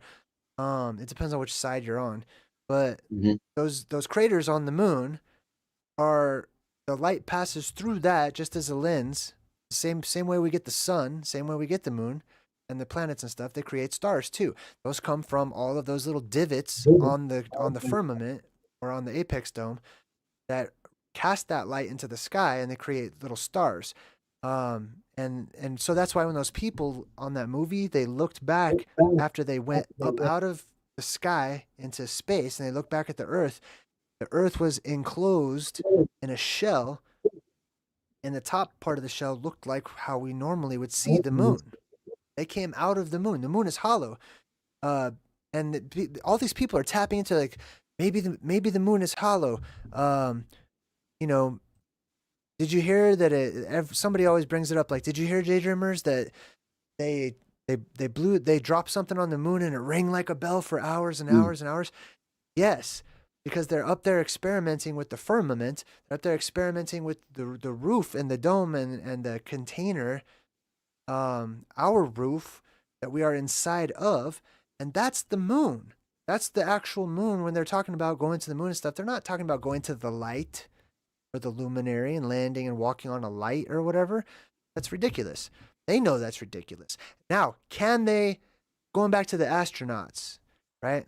So, going back to astronaut video that I had shared earlier, right? Ah, okay. Could look, hold on, look, Jay. Look, okay, yeah, go ahead, because I got something for you. You were gonna show that astronaut video, right? I wanted to quickly show you this real quick. This sign that you flashed. The astronaut video. Yes. Right now, this seems to be an upside down diamond, right? Referencing possibly the upside down world, right? But like I said again, you got the pyramid and the zero, right? Which seems to be the moon, right? Seems to be the moon again, more moon worshipping or moon symbolism, right? But it seems to be a black hole behind it, and then the earth, Right. right? Then the earth. So it's like you're going through one to get to the other, right? That's what I'm kind of getting from this, but it's Yeah. inside. It's inside of it, right? Inside the diamond. Now there was, oh, where was it? Oh, you know what? I'll come back to that. I'll let you cook for now. But yeah, come back to that. Yeah, you got it, Jay. So that the astronauts, damn, I forgot what I was talking about. Oh, sorry. The astronauts. Hold on. Sorry. Let me. You're good. It's not your fault. What was I just talking about before that? Something. The diamond. No. Was it anything Oh, to we're do with the diamond? talking about leaving. Oh, going to the moon, right? Which is them actually going up to the firmament or whatever. So here's the thing. Let's say, because there's a lot of people that think like, oh, these astronauts, they have to be in on it. I watched that whole presentation. I didn't feel like they were in on anything. They didn't even seem that intelligent to me. Like, no offense, I'm not trying to put them down or anything like that. I'm not trying to be judgmental, but I'm being slightly judgmental by judging myself.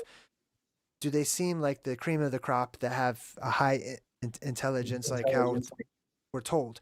No, they don't. They don't seem to me like they would be a part of the Illuminati, or the ones that know the secrets of the earth or the world or anything. So is it possible, I ask myself, that they're duped, that they're pawns, that they're patsies, and that they're just putting them up higher in the sky so they can get closer to the luminary that we call the moon, and then they might be able to go up there and record it and look at it or whatever. They're not going to go anywhere near it to touch it because they'll fly right through it. If it's a luminary, they're going to just pass right through it, and then the jig is up, you know. So they send them up there to get a closer view of something that it's the next best thing. If you can't get to the firmament, you can't get to the dome. If there's something preventing you from actually getting to the dome, the next best thing is to get up close to the projection of it that we call the moon, and fly around up there and see what you can see, and then come back and report. They're just the same exploration that the nobles had done, same undertaking of exploration back during the age of exploration in the 1600s, whenever they were the nobles of the world, not just independent, explorers, but nobility wanted to search out and feel out all the walls, all the boundaries of the earth itself. Not because, it's some precedent or it's some accomplishment and like, yeah, we were the first ones. Yay, we circumnavigated the earth just to do it. That's not why. They're mapping it. They're trying to figure out where we are and in the cosmos because it's all connected. And so they're sending out their explorers and stuff, and now they're sending them upwards now that we have that technology to try to figure out the proportions up there. Why? Because it seems to me they want to leave the enclosed system to get into the liminal spaces, orbit, that exist outside of this closed system, where the legends and the myths and the religions indicate heaven is, and where people will live forever, because they've already shown us that that's the most valuable thing to them, is to extend their lifespans. They don't want to die. That's all I was going to say about the astronauts. They don't have to be the most intellectual people. They themselves can be fooled. And if you can fool the person and make him a patsy, And everyone's going to point to him and go, oh, he's in on it. He's a liar. He's this and that. He might not be lying. He might truly think that he's going to up to the moon, to some other world or whatever. He might get close and look at it, and that's all he's allowed to do or whatever. But if he's convinced, he's going to be more convincing when he comes back and he shares that story with the rest of us. You know what I'm saying? hmm That's all I was going to say. No, I feel you there, bro. Feel you there. Some of these people may not even be aware. You never know. It could like brainwashing, mind control could be a thing to these people, right? They may not even be aware, or they could be aware. Who knows? But either way, I see the play. I understand the play, right? So, All right, let's jump back into some of your pictures that you were going to show me. oh yes. Where are we? You presented. Oh yeah, you presented this picture here, right? And it made me think of the upside down. Right? I've been speaking about the upside down. Um, Even on one of your posts, you posted something about the first moon landing. I think the first paper that covered it or something like this, but there was an article that you posted about the moon, right? I think it was dedicated to the moon, but on one section of it, it mentioned about the upside down also, right? So I've been looking into this upside down and inverted realm, right? But uh, everything they seem to throw at me seems to come back with a inverted eye, Also, I just right? want to point out they chose a black diamond. It's not that that's the blackness of space or anything. That's an upside down black diamond Yeah, or yeah, mountain is Rupus nigra, a yes. form of that. Mm-hmm. You notice there's no little stars or twinkly dots or anything. You know what I mean? That's a black diamond, a hard rock, a black rock. Mm-hmm. Indeed. And you know what's crazy actually? They actually located a black iceberg, right, Jay? Check this out. A black iceberg floating from, I think, Greenland. Really? Correct, yeah. All right. Have a look into that next time, all right? Yeah, I'm gonna You check it know, out. where would that come from? The center? Right. I don't know. But yeah, the blackness. A lot of things seem to be within black, and it seems to go back to the mother, right? The primordial waters, the abyss, Mm-hmm. and then they have the moon That's right. within the abyss. And in that video that you have on your channel, you also made the connection with the part of the lens. I forgot what they called it, the prime lens or something, and it was black. You said it could be black or red or Yes, yes. Well, no, the nucleus as well. oh, the nucleus. That's right. Yes, Is the the nucleus. nucleus of the eye. And this guy in the hmm video pulled it out, which was crazy. But he pulled the nucleus of the eyeball right out, slipped it out like it's like he's working on a car, like he's just Yeah, exchanging parts. It's crazy. but what was the name for it, Jay? Do you remember the name? It was something nigra, Yeah. like nigra Wow. orbis, or I forgot the name, but it But meant black. yeah, you see where I'm going with that, right? Yeah, Center of that, yeah, which is the capsule, the nucleus, and you know, when we look at the center of the realm, there seems to be a black rock there. You know, the center of the globe seems to be a Rupus black rock. nigra, which also has the circle and the circle within the circle. And hmm I've showed people on my channel, because I believe that people every other cycle that you can see the firmament every other cycle that people were able to look up at different times and see the land below all across the earth because they just look up at the firmament and see the reflection. And they could also see the different parts of the actual firmament itself. But people would be able to look up to see what is directly below. And if they looked to the north, then they would likely see Hyperborea, the Garden of Eden, the land at the North Pole that did exist at the time, at the very least.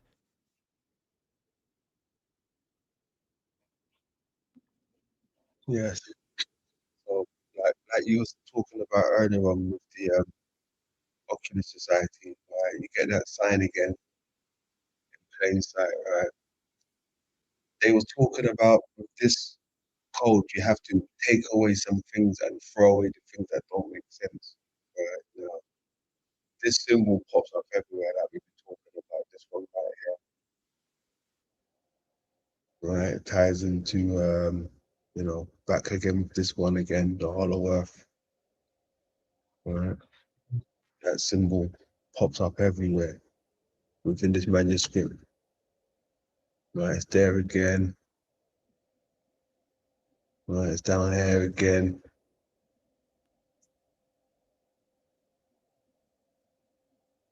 It's down here again. It's there. I wonder if there's a secondary code, because when they broke down and decoded this cipher, from what I understand, you see how there's little vowel points and stuff? Only those letters actually counted for the message. But I wonder if you take the symbolic symbols and stuff, if they make their own message, you know, apart from the Yeah. main message, like a hidden message within the hidden message. Now this one here, Jay. Now check out the symbol right now.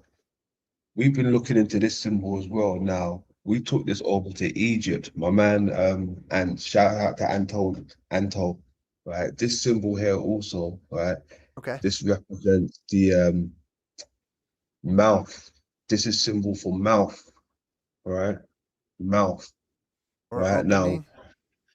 opening, but mouth, right? They tied it in with the mouth, Jay. Yeah. Now, when I was thinking of the mouth, right, I was like, okay, boom, the mouth, right? Things of this nature, right? The underworld, right? Now, we have the arc again. Look at the shape, right? They show you the shape, right?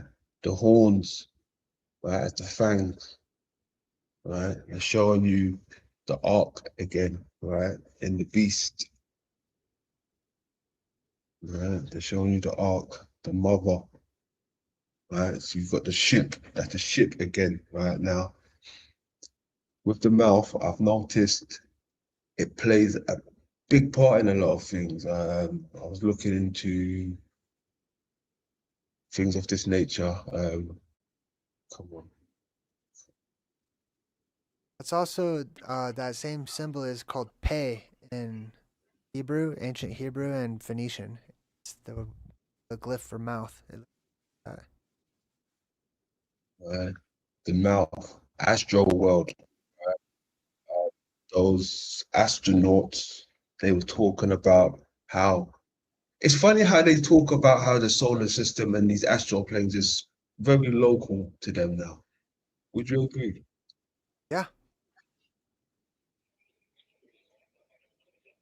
Yeah, it's fascinating, right? The mouth. But like I said, the symbol is the lens again, right? The symbol is the lens again. Excuse me, there was something else that I had for this one. Where's it gone? They had this Astro World as a thing on Fortnite, this video game my son and I play, and they have like a special event in Fortnite. They had this Astro World thing, and it was the most esoteric thing on a video game I've ever played. And they had a depressurization. Everyone floated up into the sky, like everyone left world or whatever. All the players did at the same time. They had titans and giants and all the symbolism. What is this? This is the aliens world, right? But this is one of their Taking the blue pill? That's wild. Okay, now check this out. Now, when I see this, I see the concave system, right? I see the concave system all over again, right? Oh, dang. Check that out. Mm, And there's fires outside too. And this, see how it's at the top it says le feu? That means the fire. Looks like yeah. it's French. But that means fire, the fire. And then I just did an article in my Omen section where they're talking about how they've discovered damn, what was it called? Like some kind of um, fires on the other side, outside of the atmosphere, or on the other side of the moon or something like that, because there's plasma on the other side. There's electricity. So in the human eyeball, Mm-hmm. I can't see the image because the thing. There you go. So in the human eyeball, there's electricity that runs through it. People don't realize that there's electricity that runs through the whole human body. So if let's say suppose that we live inside of a body, a larger body, right? Let's say we live inside of an eyeball. There is Mhm. electricity that runs through it and around it, and that is what we call, or if this is true, that's what we would call our plasma sphere, or the fire that is on the outside of the globe, or the fire that is on the outside of the orbit, or in orbit, I should say. And there's electricity that goes and sends signals and stuff throughout the body, so that it stands to reason there would be, if we live in a body, there would be electrical signals, plasma conduits, transfers of information from one place to another, and we would need to be protected from such powerful forces, which is why we live in an enclosed system. And occasionally that system opens up, and there's a transfer. There's a data harvest, between the underworld and the heavens or whatever. There's a meeting of worlds, and that's what I see. Oh, Fine. there's the ruffles. Yep. Yeah. Once again, in plain sight. Diamond in the rough, eh? For that. Mhm. So, like I said, it all ties back to Hollow Earth. Even like the movies that they put out there, the symbolisms, right? I know what they're showing me. To some people it may go over their head, but I know what they're promoting. Yeah, it sounds to me like disclosure. I think there's a couple of different kinds. I think that there is purposeful disclosure, which to me could be either voluntary by the quote unquote good guys or the good secret society members or whatever. Mandatory disclosure, which could be by either, and they just have to disclose things because that's one of their rules of cosmos, the rules of the universe is have to disclose things. Otherwise, there's consequences for not doing so, or at least make things available for people. Look, the apex bomb. Hold on, let me check that out. Oh yeah, see it drooping on down, and then it's right above the Earth. Alien Earth, the apex dome above it. They do that all the time, and there's also like DC symbolism if you turn it sideways too. Like one is a D and the other one's a C. Oh yeah. I see what you said. Yeah, that could be the D. That's the C. And Yeah. there's a mouth within the mouth, hmm so a body within the body, and that could go on forever, fractally. Yeah. Most definite. Definite. Now, but you were speaking. Hold on. Let me get something. Oh, what the hell happened there? Let me get some things ready, Jay, before show you some more things. Let me I'll give you the screen back for now. Let me get some stuff ready. Okay, cool. Okay, cool.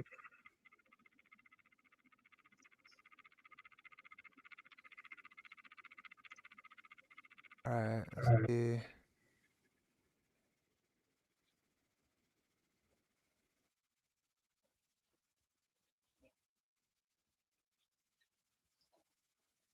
All right, cool. So I'm gonna share my window again here while you do that, and I've got some dessert. Hey, There's mine. Am I sharing my window? Yeah, I am. All right, cool. All right, so let's move forward a bit. And this is another thing too that I like at the beginning I feel bad that I had technical difficulties earlier.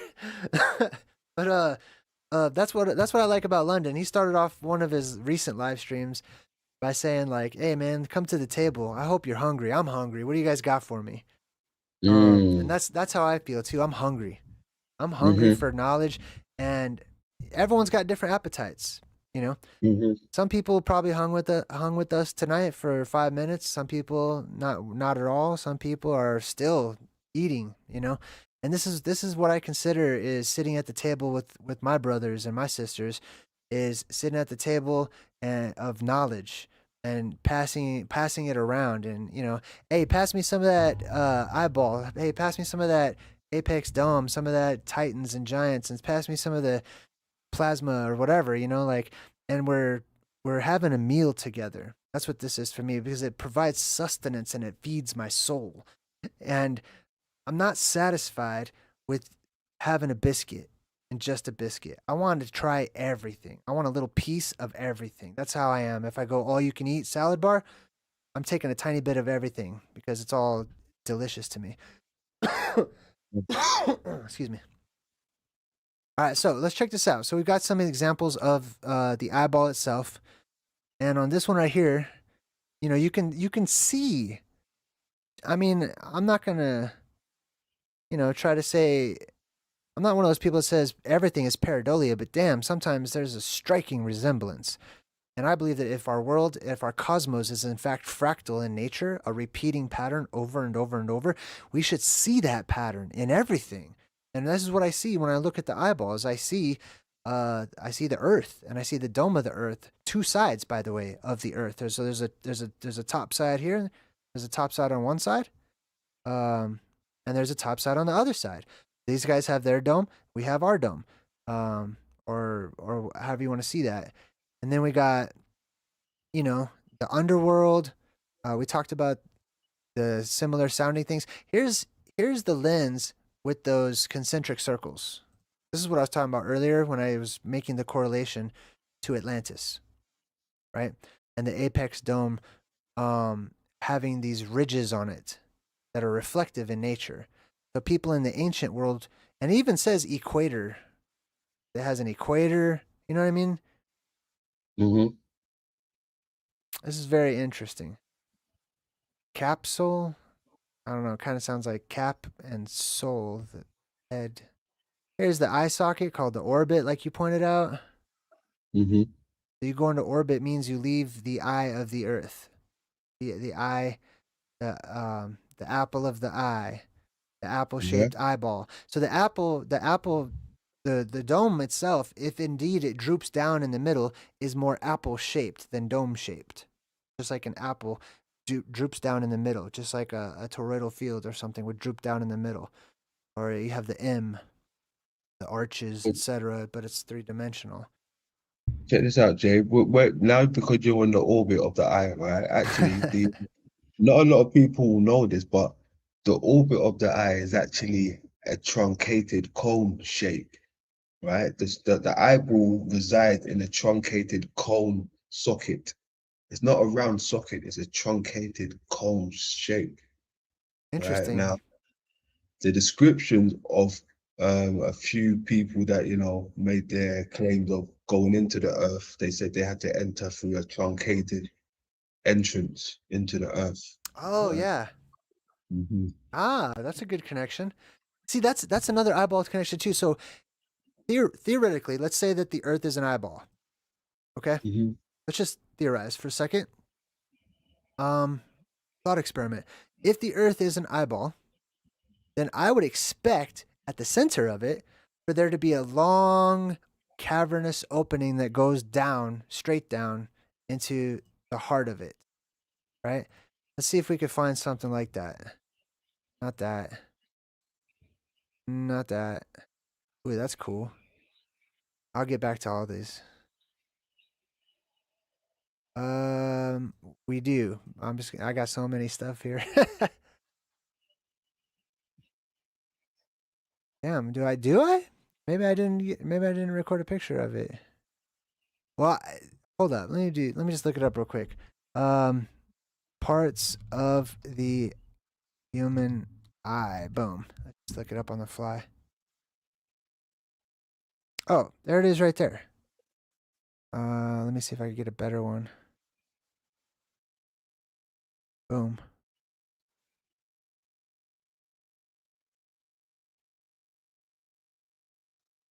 Okay, so you can see here we have the portion I was just talking about, but then there is a cave that goes straight down from the middle, right down here. Damn, vitreous cave? Vitreous means life, so that would be like the cave of life. That's like Zeus's cave, I think, if I remember correctly. You know, but that part there, that is where the hallowed canal would have been, right? It's the remnants of it. So it's a clear pathway. It's like a tunnel that would lead all the way to the optic nerve, to the optic disc, optic cable. Yes.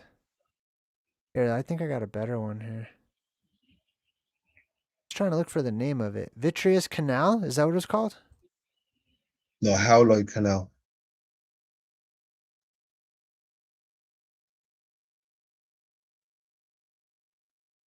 Oh, that's a good one too. Oh, Yeah, here the we go. vitreous. This is a good one too. Mhm. All right, so you can see on this new image here, when I blow it up, here is what London is referring to, and it's called the hyaloid. You know how to pronounce that? Canal. Is it hyaloid? Hallowed canal. Hyaloid canal. So this is the canal that you would take if a person died and let's say their spirit goes down into the underworld. You would have to be ferried, right, from the earth to the underworld through the canal. This is exactly what we see matching with ancient myths about the ferrymen of the dead and traversing through this canal in the underworld. And then when it's surrounded by vitreous humor, which I think is funny.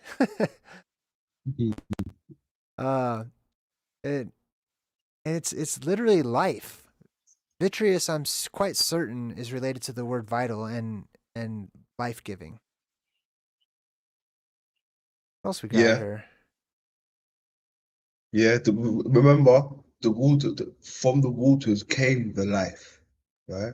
Yeah, Creation got pulled out from the waters, Jay. So that's what they're showing us. you could see it. Yeah,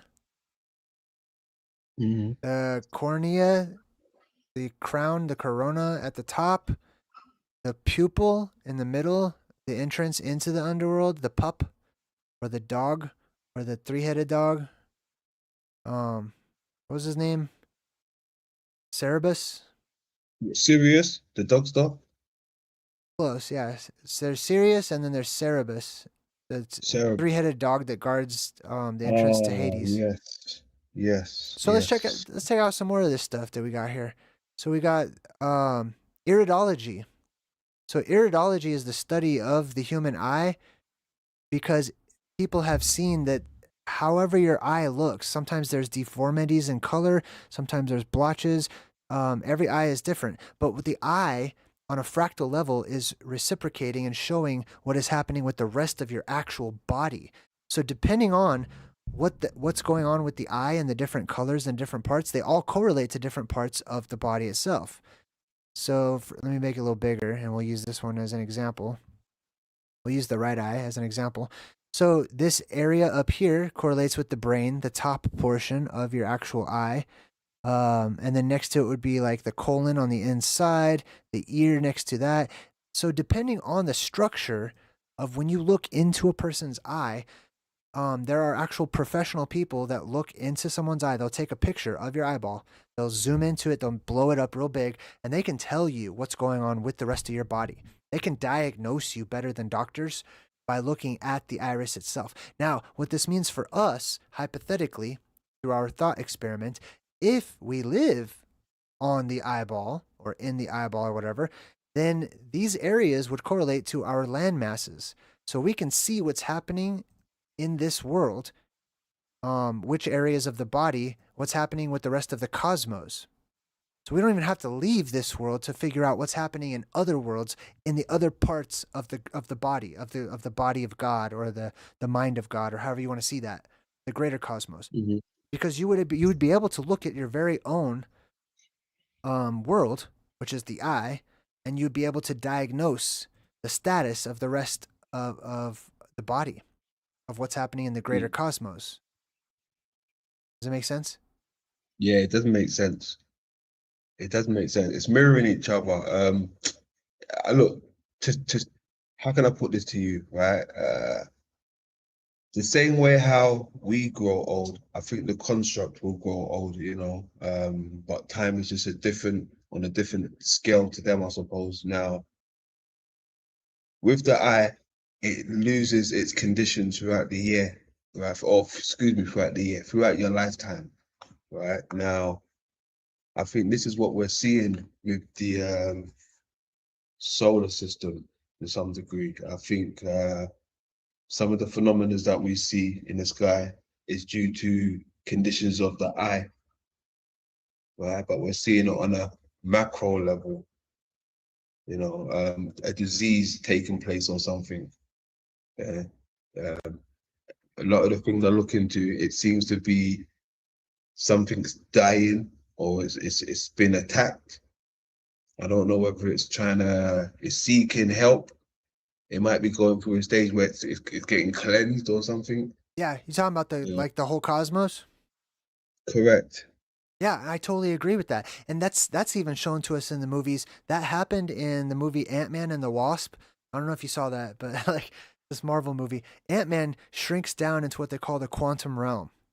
So he ends up inside of the quantum realm, which is showing us ourselves, which act as the Who's in Whoville, you know, microscopic in these tiny microscopic worlds.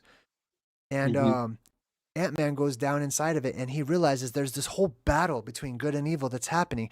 The more evil wins, the more that greater body or person starts to get kind of sick and not feel well. This is also shown to you in the movie um, The Life of Chuck. I did a decode on that. You should check it out. I think you'll love it. So the Life of Chuck.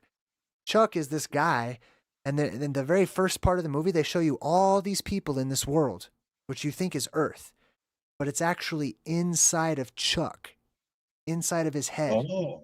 And they're having an apocalypse because Chuck, God to them, is dying of cancer. And so you're watching as their whole world is just falling apart. But it's actually Chuck outside his whole body, and he's dying. And therefore all of the cosmos inside of Chuck is dying too. And there's, a battle between good and evil and stuff type of thing. So in this picture, I wanted to point out too that we have the pupil. The pupil, if this is a world, if the eyeball is a world, then the pupil would be the surface area up here. This is our world, the local area, not the inside portion, not the underworld or anything. Pupil is another word for student. This is a world of learning. This is a place of learning, a place of experiencing things in order to learn things over and over and over, so we perfect. We head towards perfection. And there's many of these different worlds or whatever, pupils and areas of learning and stuff. And we have this one, which shows the lens. And look at it. Look at the concentric rings. Yeah. Exactly as it's shown in medieval drawings when they showed you pictures of the sky and this weird object that's hanging in the sky, and it's got all these rings to it, or the cosmos. Or sometimes they'll make this like it's Atlas holding up the whole space or whatever. Yeah. But look at this. This, like you said, when he zoomed in and he saw mountains and stuff, I'm seeing structure. If you were microscopic as one of the Who's of Whoville, and you were Ant-Man and you zipped down into the quantum realm, that's a place, man. Yeah. You know what I mean? Yeah. Look at this. This is a place. When you zoom in, it doesn't end. Reality does not end just because something is small. We just become ignorant and unaware of it because we're caught up in our own, right here, right now. But that's I think that's a part of the bigger picture, is to get caught up and to make connections. so that we can treat ourselves ultimately so much better and therefore change cosmos inside of us. As the God of this body, as the one in control of this body, I'm in control of my actions. My actions inversely affect cosmos and worlds within worlds within worlds. What am I looking at with my eyes? That light of whatever I'm looking at, now I'm getting hyped up, man. So this light No, I love it. of Love whatever it. I'm looking at, right? It is information. It is energy that will create in my brain, in my mind, in my creative abilities and stuff. I'm creating worlds upon worlds upon worlds. And the substance of those creations comes from whatever I choose to engage in, whatever I choose to think about, whatever I choose to focus on or actually look at and eat or take into me as nourishing particles or particulates that are going to be the building blocks for the cosmos in me and are going to affect whether or not how I treat those people or those beings, those energies that live inside of me, which all together comprise one, which is myself. So the many create the one, and the one creates the many, right? So it's vitally important to understand these things, because when we do, we can understand how vitally important it is to treat ourselves well, to be Exactly. well. No, I You mean, can we see the got concentric bad circles habits, there. but we can all try. But look, even look, the rings again, Jay. I just showed you the rings on the old pictures of Jesus sitting on something that Hmm. ring shape again. So it looks like what they're showing you here. The It lens. does. There's the honeycomb inside of the eye, so when you zoom in, you can Yeah. actually see the honeycombs and stuff. Diamond in the rough, man. That was my favorite part of your videos. The rough. So he makes this connection. You guys have to go watch his video. But London makes this connection of the diamond and the rough, the diamond shape that he's already pointed out a few different times in the rough that's contained inside of what is known as the rough. And this is popular in the Aladdin movie. This is the Cave of Wonders, which to me would be the same as going down into Mount Meru, or in this thought experiment down into the eyeball, going past all that vitreous.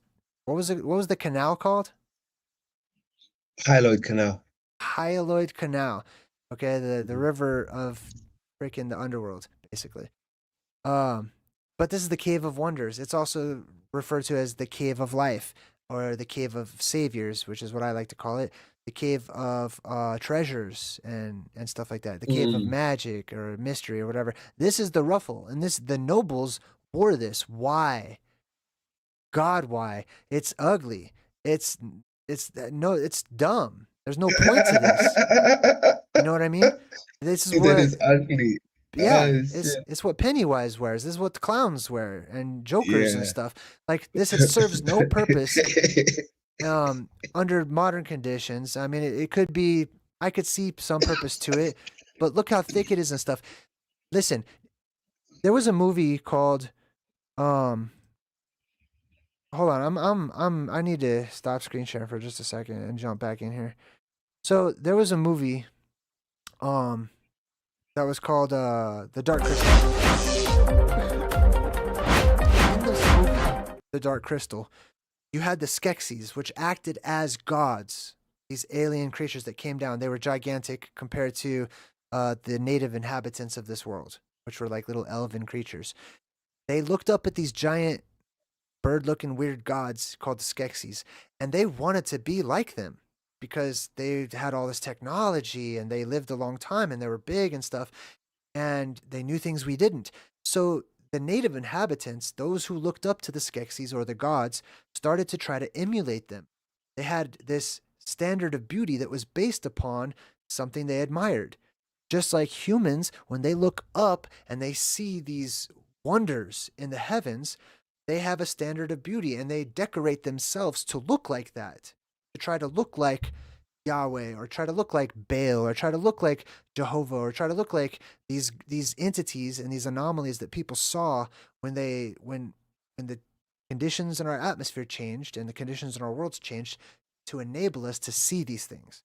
And this is where a lot of petroglyphs and geoglyphs and writings and drawings and symbolic elements across history come from, but we carry them with us, even in things we do and wear subconsciously, that we don't even know why we do it anymore. It's just a tradition, and it's been lost in thought, lost in the monotony and, mundane living from day to day, doing the same thing over and over and over, stopping our thought process. We stop thinking about it. And this is where all the secret societies and all this, the occultist conspiracy and stuff. We are thinkers. Truth seekers are thinkers. We're not just people that want all the answers handed to us. We're explorers. We're trailblazers. This is a part of the fun. This is a part of growing and becoming independent and developing my own character. I'm JayDreamerZ. You're London. We're not one another, but all together we're the same. You know what I mean? I'm not trying to be you. I'm not trying to be that other guy. I'm not trying to be her. I'm trying to be me and blaze this trail, and I can do that through independent thought.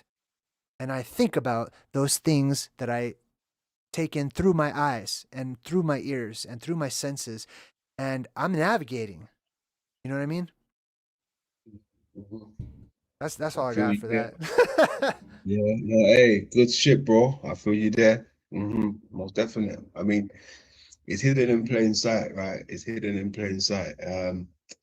Most people think, Illuminati run the world, Freemasons, all right, cool. But like we spoke about earlier, there's a society which involves the I, right? The I, J. Now, I want to share the screen real quick, please, if you don't mind. Got you. Gotcha.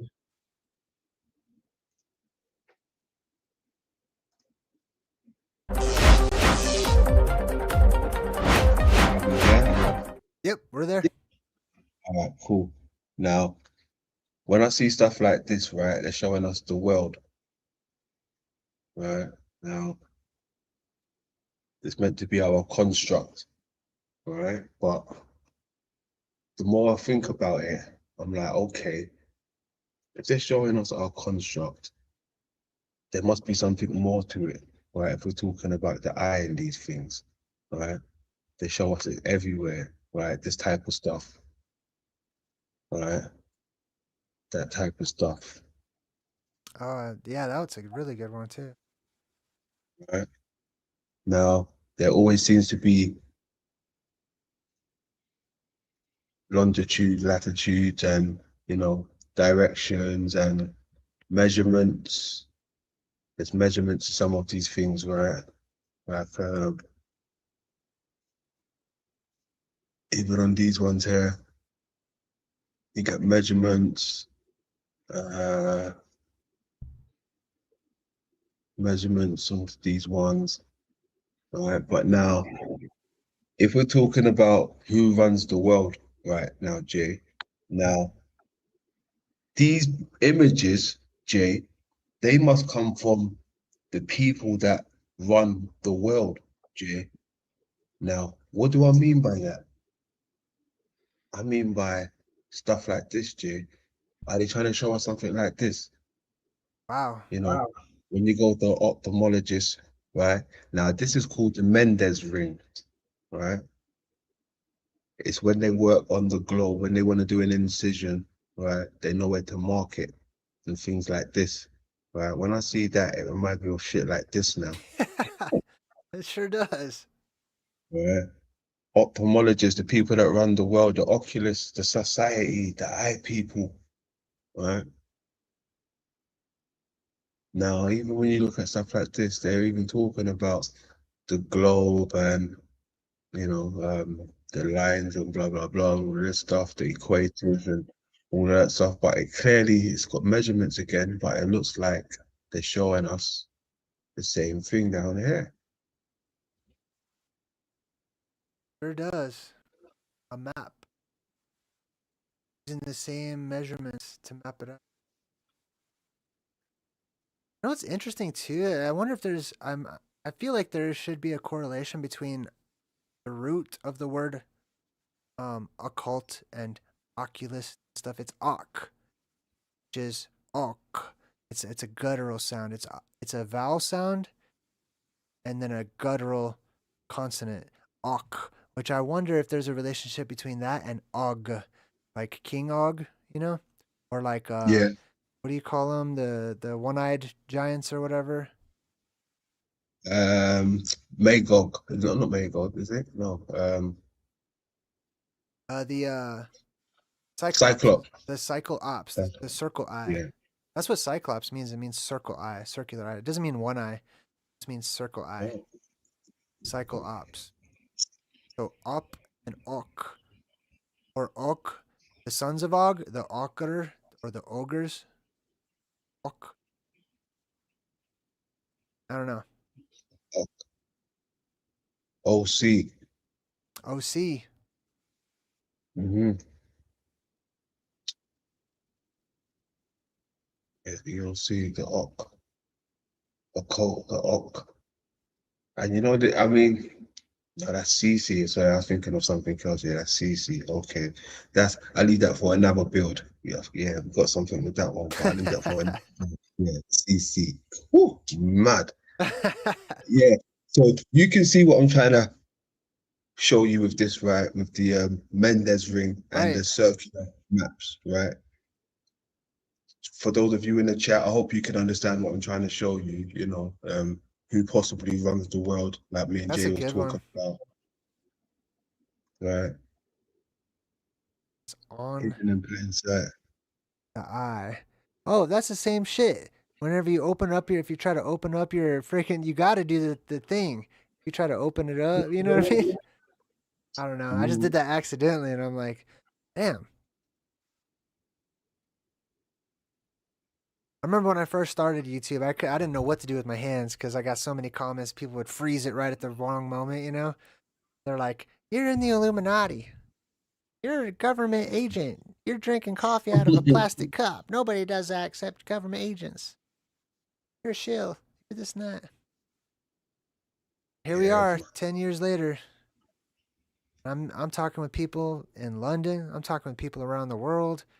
We're diving into the mysteries of the greater universe. We're diving into the mysteries of our very selves, because the further out we go, we're talking about going out into the heavenlies, out into the cosmos, out the worlds beyond worlds. If we're so interested, this is what I tell people on my Omen segment too, when I talk about what the president's doing with other countries. I said he needs to mind his business first. He needs to clean up this country first. Clean up the rest. Clean up your home before you can go clean up the world.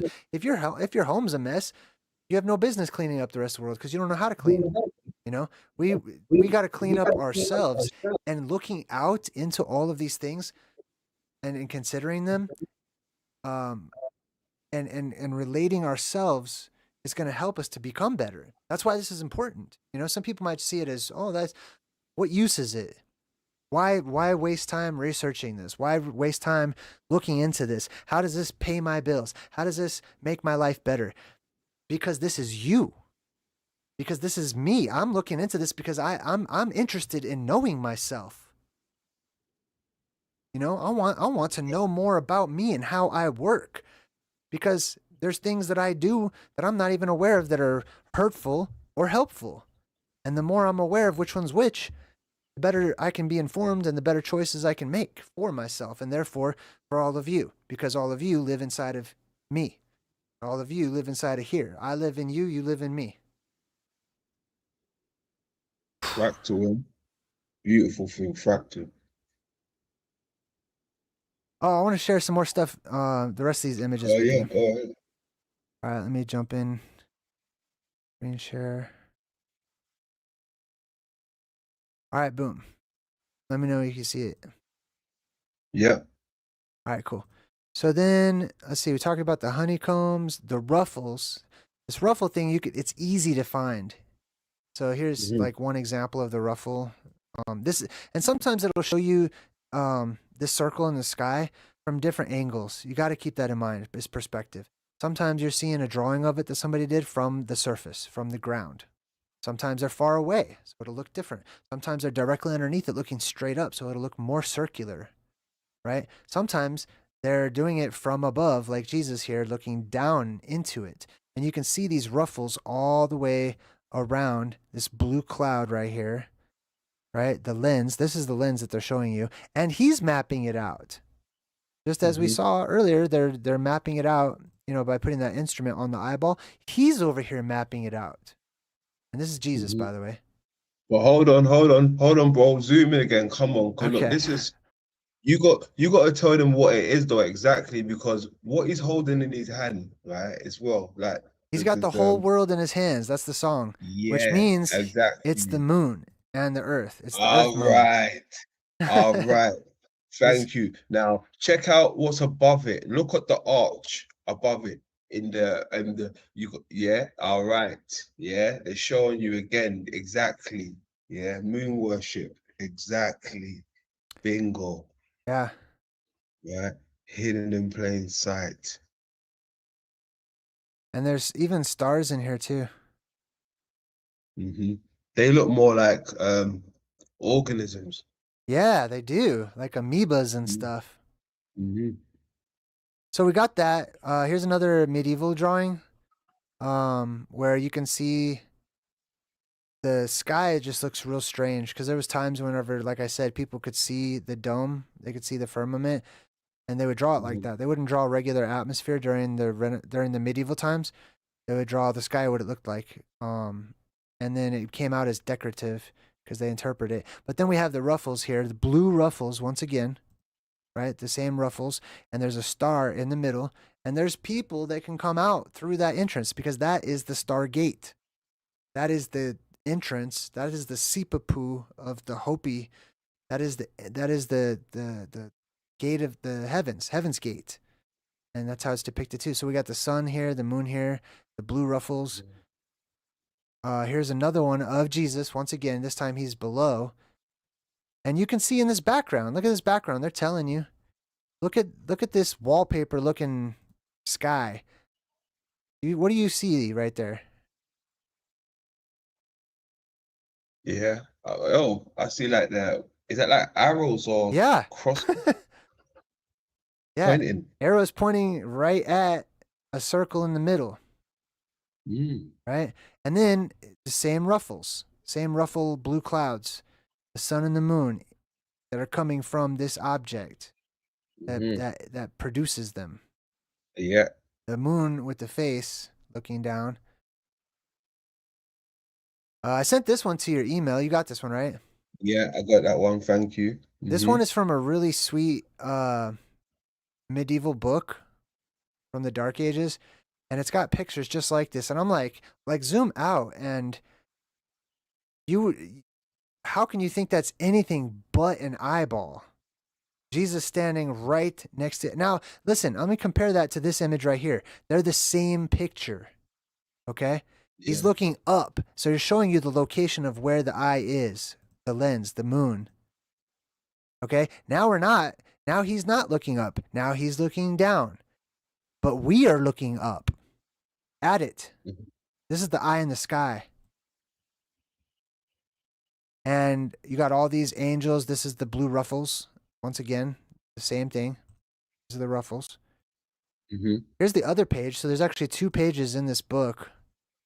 Trying to adjust it for you and the audience. Now, 1 sec. Look, Jay, correct me if I'm wrong. I mean, it looks like there might be a transition in here with the pictures, right? Left and right. Now, one of them looks like it's a male, and one of them looks like it could be a female. You're right. This is the female and this is the male. Oh, a right eye and a left eye. I wonder. What do they call the left eye? Optometrist. Horus. Oh, one's Horus and one's Ra, isn't it? Horus. Is it Ra and Horus? Is that it? That is correct within ancient religions and stuff. Name of the left eye and optometry. It is called, oculus sinister. the left eye is called oculus sinister. The right eye is called oculus. What was it? Oh, dexter. That's right. Oculus dexter and oculus sinister.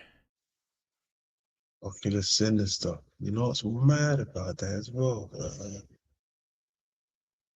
So those two pictures come from this book. It's called The Hours of Louis de Laval. And it's from the Bibliothèque Nationale de France, the French library in Paris. And hold on, I want to show you some of the different pictures in this book. So, I mean, it's full of imagery, detailed imagery. Just trying to detail history through symbolic images. See the lion down there? Yeah. And it's at the feet of Jesus, who's right next to that tree, and that's basically the tree of life. Mm-hmm. And what's cool is using modern, AI programs and stuff. You could just screenshot stuff like this, and then just upload it to ChatGPT or whatever, and say, "Hey, translate this into English," and it will. I do that all the time. Here we have, looks like Jesus possibly being taken in front of Pontius Pilate with like the Lord of the Rings elf freaking army. Yeah. What is this? What is going on here? I love examining these old books and pictures and stuff. Mm-hmm. This guy's ripping his clothing. See, that's something they would do when they were mourning during times of death and stuff. They would do a couple of things in the ancient world. They would rip their clothing because the sky rips open. That's what God does. Remember how I said, like, we emulate the gods or whatever? We emulate these things we see in the ancient times. People would look up and they would see the moon rip in half. The moon would rip open. The firmament will rip open again. It's happened many different times. Muhammad saw it, and Yeah. Allah splitting the moon, apparently. Correct. right. Yeah. See Now, what else? even with this one here, Jay, sorry, Jay, go back to that one a second, please. Yeah. Because that one is zoom in a second. Oh, hold up. I lost it. Am I going to get back there? All right. Boom. That's the one. Now, even with this one here, right? In some of these pictures, they're showing you something. Now, everyone's attention seems to be focused on the man on top, right? This one right here getting undressed. Now, it's all about him at this moment, right? They're trying to show you that you have to pay your attention to him. Now, with these people, it's about the symbolism, but check out the hat that he's got on. He's got a mitred hat, right? Right. Yeah. Now, he's standing in a pyramid shaped as well, right? But surrounding him would be the fixed stars within the firmament. Oh, right? yeah. So he's inside of it. Right. So this part here would be hollow earth. This would be the inside of the mountain. You know, like when I showed you when you showed me the cross section Oh, earlier, damn. Good point. the head, right? The head. It's all about the head, right? Yes. Side of the mountain, right? The Wolf Mountain Mm-hmm. howling up at the moon or the Apex Dome. And this is also kind of like when Jesus died, the veil was torn too. And also, you know what else I see in here now that we're checking it out? See this architecture that they put on here on the sides? Mm-hmm. See how it's all spiky? Got all these little spiky knobs? That deters electrical shock. When you have things like that, it's actually they didn't just build it for it's just pretty, It was practical. It was practical before it was pretty. And that's why it became pretty to us, because there's mystery to it. We know there's something of substance there, but that tower with all those little spikies coming off of it is basically a gigantic lightning rod. And the only way they would have a need for something like that is if the atmosphere was electrically amplified at the time. Got one over here too. We got 3 pillars, 3 columns. Let's see what else we got. Oh, I wonder if that was it. Is that it? No, that's not it.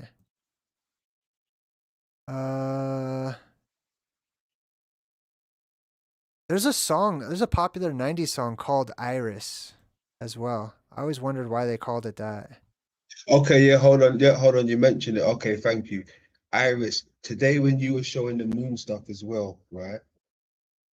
They mentioned the iris. Why are they mentioning the iris on this moon? What's Right. going on there? Yeah, they were talking about the human eye being the best tool that you can have, which is interesting because it's contradictory to what NASA and academics usually says to people who use our eyes to observe the natural world that we live in and, draw conclusions and perform experiments through observation. And they say, your eyes can trick you. No, you need these tools, you need this equipment or whatever.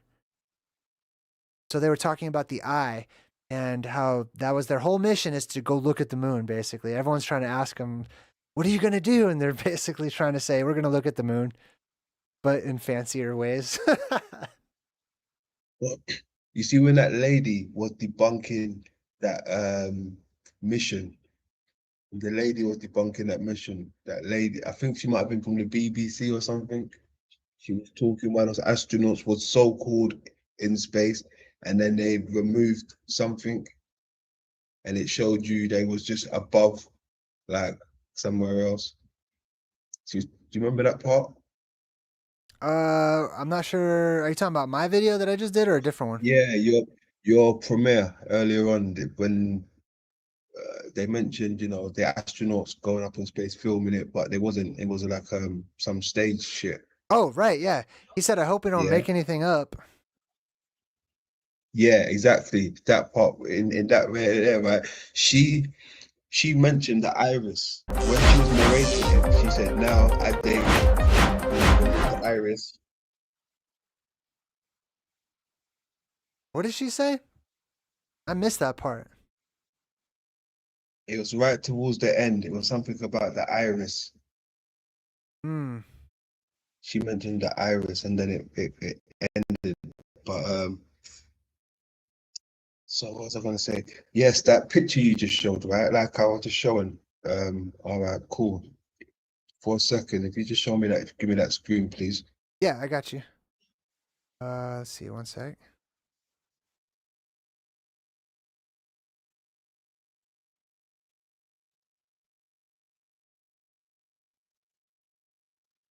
This one? No, no. I wanted to quickly show you something. And then, Oh, you want to do your screen share? yes, please. I got you. All right, one sec. It was going back to that picture you just showed us, right? You know that picture you just had up a second ago.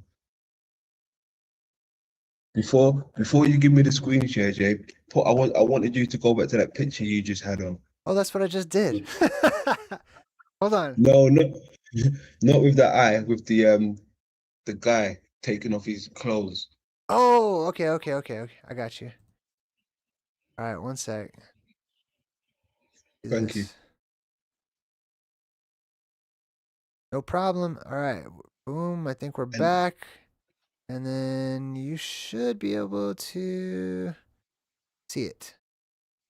yeah, can you zoom in? Can you make it that bigger? And then I want the screen share. I want to show you something. Yeah, which part do you want me to zoom into? I want you to zoom into his head. Like make that the main feature, please. That's as big as it goes right there. Okay, cool. I mean, All I right. can make it bigger for the audience though. I can't make it bigger for you. Yeah, yeah. I mean, for the audience, yeah. So All right, boom. if that's possible, There we go. so it's the main feature. All right, cool. Now I'll have the screen, please. Okay. All right, one sec. Now remember, it's in the pyramid, right? He's in that truncated part. Now this is what they're showing us again. All right, you got it. All right, this is the mitre again. Oh, yeah. This is the mitre hat, the Damn. split. Right. This is the split again. It's inside the mound, inside the pyramid. Wow. Mm-hmm. And you can see the actual eyeball behind it, like the circle within the circle. or like, like there's like a little pupil deal there, another circle. The grass is like a circle, and it's the orbis crucigus, Hmm. obviously, and the light is coming off of it. Lots of things happening here. Yeah, and then the whole thing is the unfinished pyramid. This is the unfinished pyramid with the eyeball inside of it, literally the Illuminati symbol. Like if you zoom out a little bit, you can see it.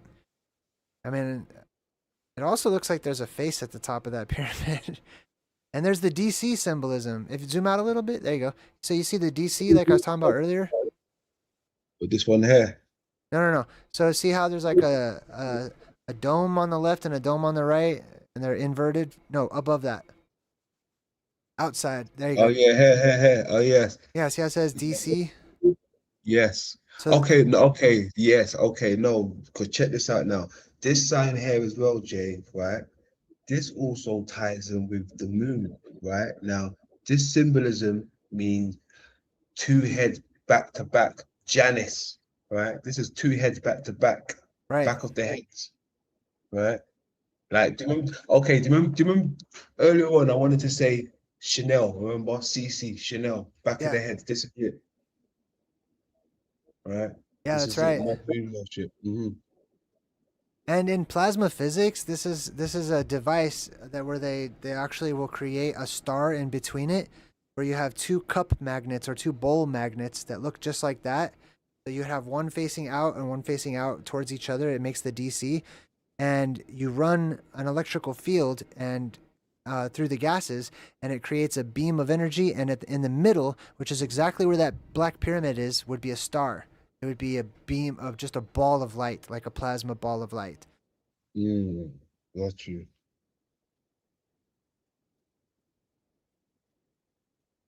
And people see stuff like that too, like a pyramid looking shape or an X in the sky whenever they look at the cosmos and like nebulas and stuff like that too. I've seen that same type of shape and image.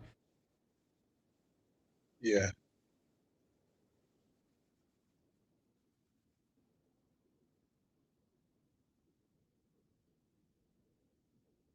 Where is this? This is in Australia. Wow. Land down under, underworld, right? Look what they're showing you. You know what? Listen, if our world is inverted, as I've heard you say a few times, right? Hmm.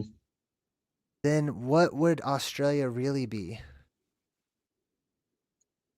Top. It would not be the land down under, it would be the land over, right? Mm. So, have you ever seen that map of the square Earth where it's like the Earth is a crater? Yes. Yeah, so that the rim of that crater is Australia or, Antarctica, but Australia is close to that rim, which means it would be higher up in elevation, comparatively speaking to, us down here, wherever you are and wherever I am. Australia would actually be way higher up. Yeah. Yeah. I mean, you're right because it's how would you call it? A conical system, also, right? Yeah. So, did you ever hear my theory on how the 24-hour sun is possible in Antarctica? Because it has No. to do with the crater Earth, the shape of the Earth surface being crater-like. Okay. You want to see it? Yes, please. All right, cool. Let me get this pulled up real quick. Um, Square Earth map. All right, cool. So what I'm doing is I'm just typing in square Earth map. I'm going to pull up the largest size, and I'm going to use this as a reference because it's one of the best examples that I've ever seen. And fix it up for the audience so everybody can see that nicely. Perfect. All right, and I'm not screen sharing with you, so let me do that so you can see what I'm looking at. Boom. Laka. All right, cool. Now tell me if you see the square Earth map. Yep. Excellent. All right, so follow my mouse, right? So here's where I live, and here's over here where you live. You're actually up higher than I am, according to this map. But this is very much like, you see the craters on the moon. They follow this same type of a shape. You'll see. Watch. Let me pull up a moon crater real quick and compare it. Moon crater. I don't even care. Like almost all of them look like this. Let's see. I'll find one real quick. I want to find a good one though. Moon crater. Oh, here's a good one right here. Bam. Oh, here's this one's perfect. All right, so I'm gonna open this up, and you see this. I mean, the crater itself looks like the moon, which I see fractal patterns already. Yeah. That Yeah. looks like the moon, but in the middle there is a mountain. Mm-hmm. If this is an impact crater, there's no way in hell that should be there.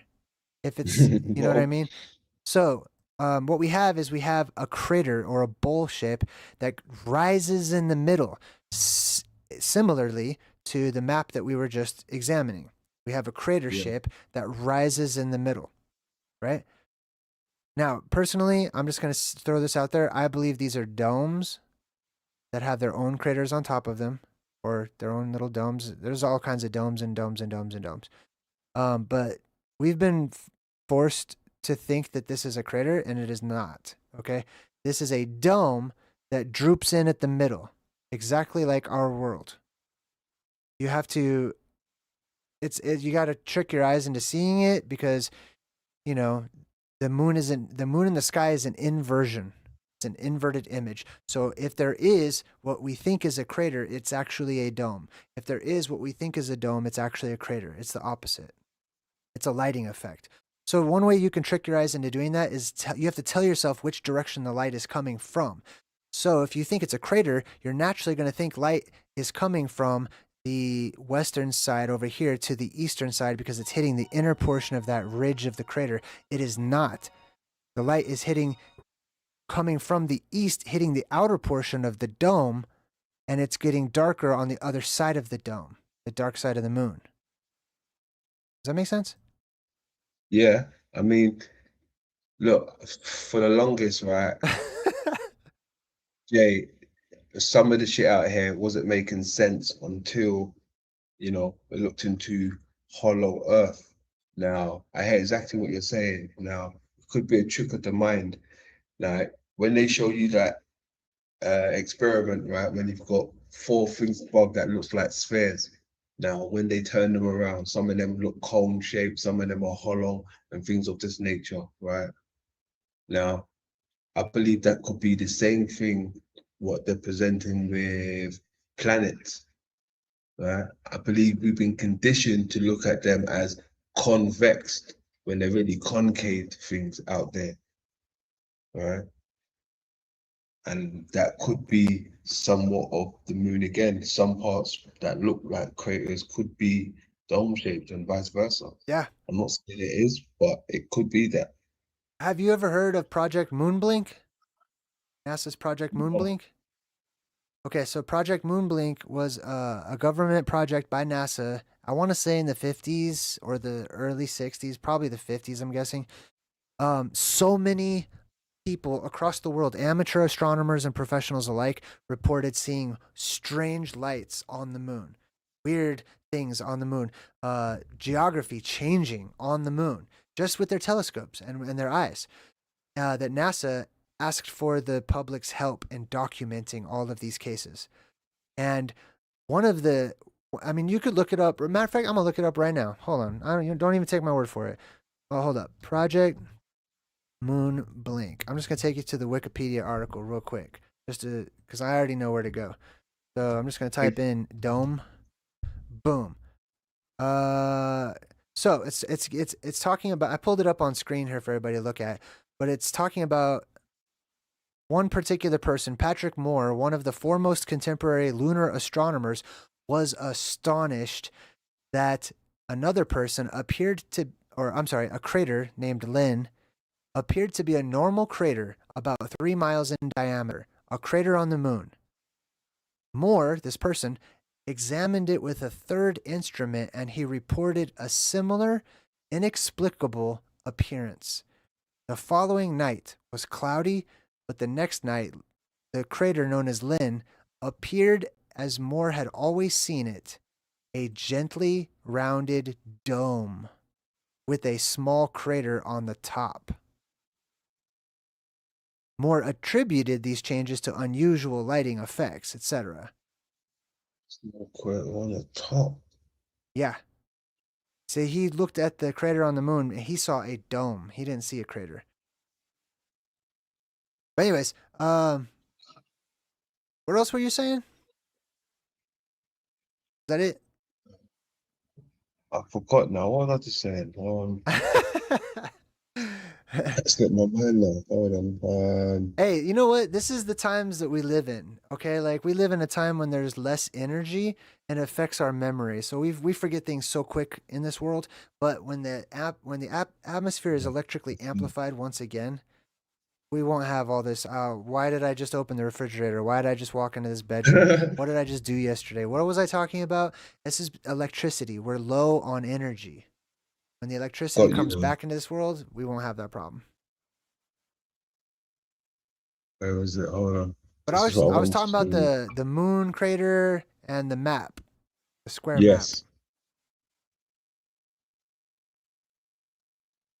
Yes, the moon craters, exactly. You mentioned about the dome, how some of them could be the dome shapes. I mean, it could be our eyes could be playing tricks on us. Some things could be inverted, Right. So we definitely can't rule that out, most definite. Now, sorry, go ahead, Jay. Oh, okay. I was gonna explain the Antarctica 24-hour sun. Yes, please. Using this map. Okay, so hypothetically, let's say, the two main flat earthers at the time that people remember were Austin Whitsitt and Jaron Campanella. Yeah. Jay, hold on, Jay. Give me 2 seconds. I'll be about 2 seconds, Jay, please. If you don't mind. Take your time. Take your time. Cheers. All right, so, I'm gonna explain to the audience, what I'm about to explain to London here, and we'll just get like a little preview. But basically, if this is our world, right, we're gonna follow the flight path. So let's say we go from the United States, from here. Now, I don't want to talk about how the water can also bend. Okay, I feel like I can also explain this, but that's not the purpose of this presentation. So, if you have a question about how water can actually bend, because it's the same concept and it's the same argument, right? Can water stick outside of a ball? Can it stick inside of a bowl? I get that. I totally do. And I have a theory on how that's totally possible. But my point is, it's the crater shape that we see here. First and foremost, I believe that these shapes are created through electricity. So, for example, this moon crater is electrical scarring. Why is it scarred? What is scarring it electrically? Remember, this is how London and I were talking about earlier, that there was this movie where these people bursted out of the earth, and when they looked back, once they got into space and they looked back at the earth, there was a hole in this. This is what they saw in that movie. They saw the moon, which was the roof of the world, the roof of the earth, right? So that means that the roof of the earth is being scarred. If indeed this is electrical scarring, it's definitely not impacts from any rocks. Look at that. It's just, it goes in and it stops at the same depth all the way around. It's basically a pan instead of a crater. Okay. This is nothing from, and they're all like that. Okay. This is not any kind of, you've been lied to, misled, whatever, about where these craters come from, their creation, pretty much everything actually regarding cosmology. It is the fantasy. Okay? Our cosmology is the bedtime story. To me personally. But my point is, if hypothetically this is the roof of the earth, this is the firmament itself, and we're looking at an inverted image of it, right? And what we're looking at is electrical scarring, which means there is electricity just outside of the firmament, just outside of our dome, which is protecting us from the plasma apocalypse, because that is plasma on the other side. Strong electrical currents, and that plasma is the same plasma, the same electricity that runs through your body, that goes from cell to cell or world to world inside of you. And who are you? Exactly. You are who? You are the who's. You are the who's of Whoville. Whoville. You are the who men or thinkers. Men means to think. So you know. Oh, you back? Yeah, I'm back. You just listening? I was just talking to the Yeah, audience while you were gone. I didn't know what to talk about, so I was just going off the top. sorry, bro. Yeah, I'm here. Sorry, bro. If I didn't even notice you, I'd be talking for like 20 minutes. You'd be all watching. You'd be like, damn, yeah, that's right. I'd be like, is he back? All right, anyway, so let me get back to this theory, right? The 24-hour sun. So, hypothetically, Jaren and Austin, they go down the ocean, they go all the way up the lip of the world or to the rim of the Hey, world. I can't see anything, bro. Oh, my bad. Where was I?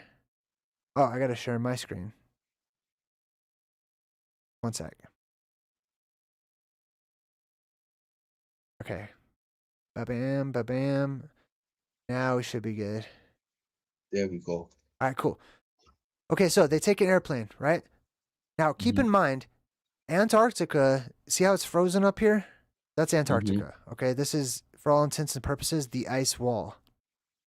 The ocean is the rest of it. This right here is Australia, okay? Now, I personally think Australia is higher up on the wall than it's portrayed right here, because in this particular crater, it's pretty close to the bottom. I think it's probably a little higher up, so it's not really the land down under. Unless it is, and then it really would be the land down under. But we're not focusing on Australia. We're focusing on Antarctica, which is way higher up. Okay? Now, if you're a tiny little person, you're not going to see a huge wall of ocean in front of you. That's not how that works because of atmosphere. It will just disappear. Okay? You won't be able to see it. Atmosphere compounds, and it becomes invisible. Far away things are invisible if you're looking straight across or whatever. But hypothetically speaking, just for the thought experiment, if they were on the rim of the world, way up here, the sun is also way up there. You see? They have the moon and the sun. A little bit higher, actually, than the rim. But their perspective is going to be vastly different from the perspective of somebody that lives up here in America or anywhere else, down, way further down than Antarctica. Antarctica is way high up in the sky, or let's suppose that it was, right? Which means that they are looking outward as we are looking upward at the same object, okay? As we look up, that object will appear to go in a 24-hour circle around us. I mean, we'll have daylight and nighttime and stuff, but it's going to go in a circle around us. When they look outward, it's going to go in a circle back and forth around them or above them. It's going to go in a circle above them because it's actually going to continue on going in a circle just like this. So if you're on the rim looking perpendicular outwards, or to them it would be upwards, then you're going to see the same exact thing. You're going to see this sun go all the way around just like that. I don't know. That's just a theory that I have. Let me get back to this moon thing. I was telling the audience before, using this as an image, that this is what the roof of the Earth looks like. The interior and the exterior. Are you still there? Yeah, it looks like the last picture you just showed us. Yeah, it does. It's because it's electrical. I think these electrical discharges are what creates the quote unquote impact craters. They're impacted by electricity. If this is the roof of the world, then electricity is dancing all across it as a dancing god or goddess, or one that waits to get inside, like Shiva or somebody. But there's electricity dancing and trickling at some point in time when it was allowed to touch the dome, which is before during a time whenever the magnetism was down, or neutral point during a polarity shift is when the magnetism goes down, because the plasma would not be able to touch the dome if there was a magnetic field there. When the magnetic field goes down, the plasma can now strike at the dome and chip off parts of it and create holes in it, actually. In which case the plasma will enter in through these holes, which correlate to our positions of our stars today.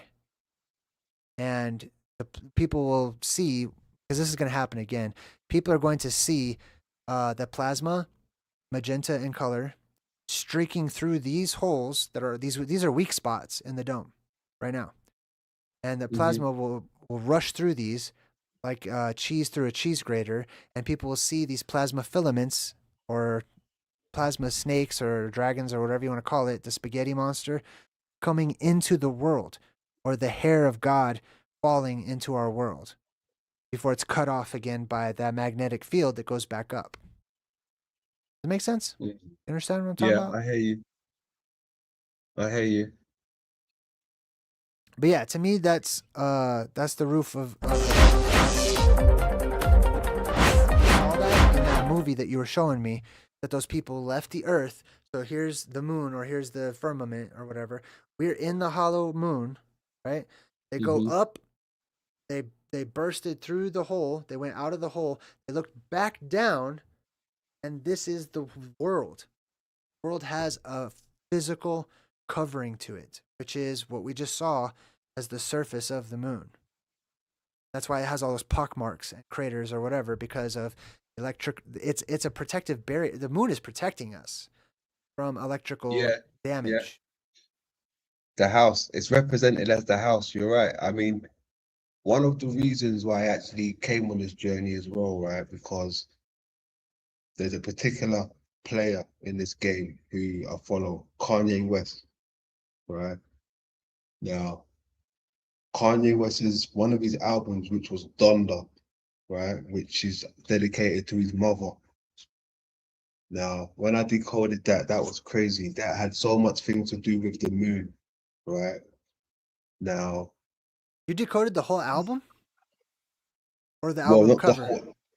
the album cover, right? Okay. And some of the album, the album, how would you call it? The album arrangements of the music, right? What was it called? Donda. I'm gonna check it out while you talk. Yeah, please. Now, that is based around the moon, right? It seemed like it's simulated with the moon and everything. Now, when we broke it, well, when I broke it down, we spelled it backwards and it gave us like Adnod.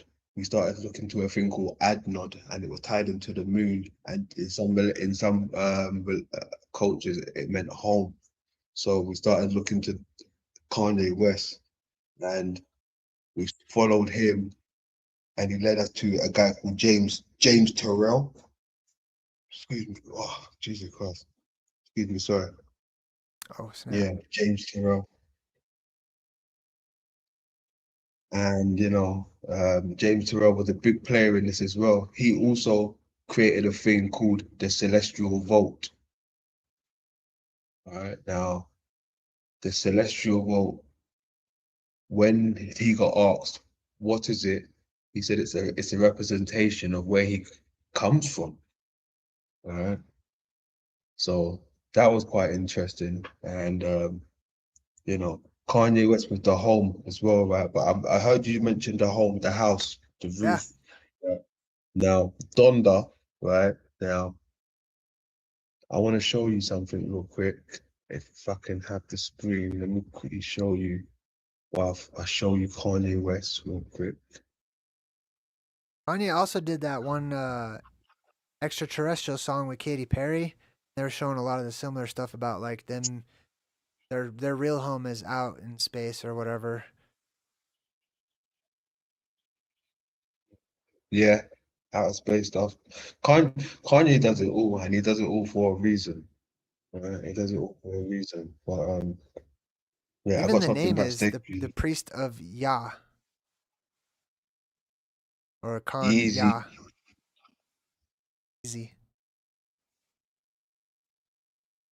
All right, I got you. Yeah. Now, check this out, right? Oh, snap. Hold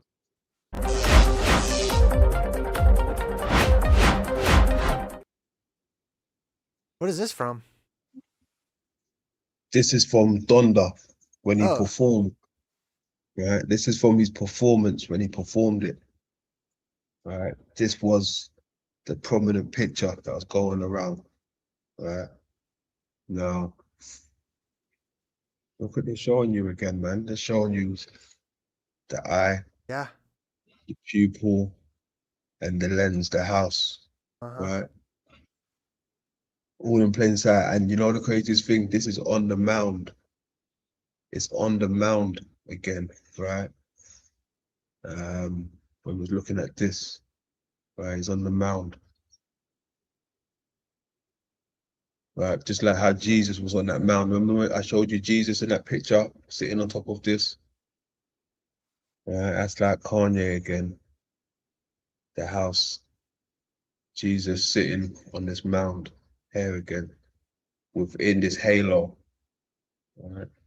Within the ring and the halo at top. Just like, remember I told you about the rainbow with the lens? Oh, yeah, that's right. And the Right, with Rainbow Bridge, like taking a bridge to another place, and the Stargate and all those types of connections. when it comes in through the iris. Temple at the middle, directly below. They show you that in the movies a lot too. There will be like a church in the middle of the town or whatever. That's the temple or the temple of God, which is Rupus Negra, for the energy that's local to this world.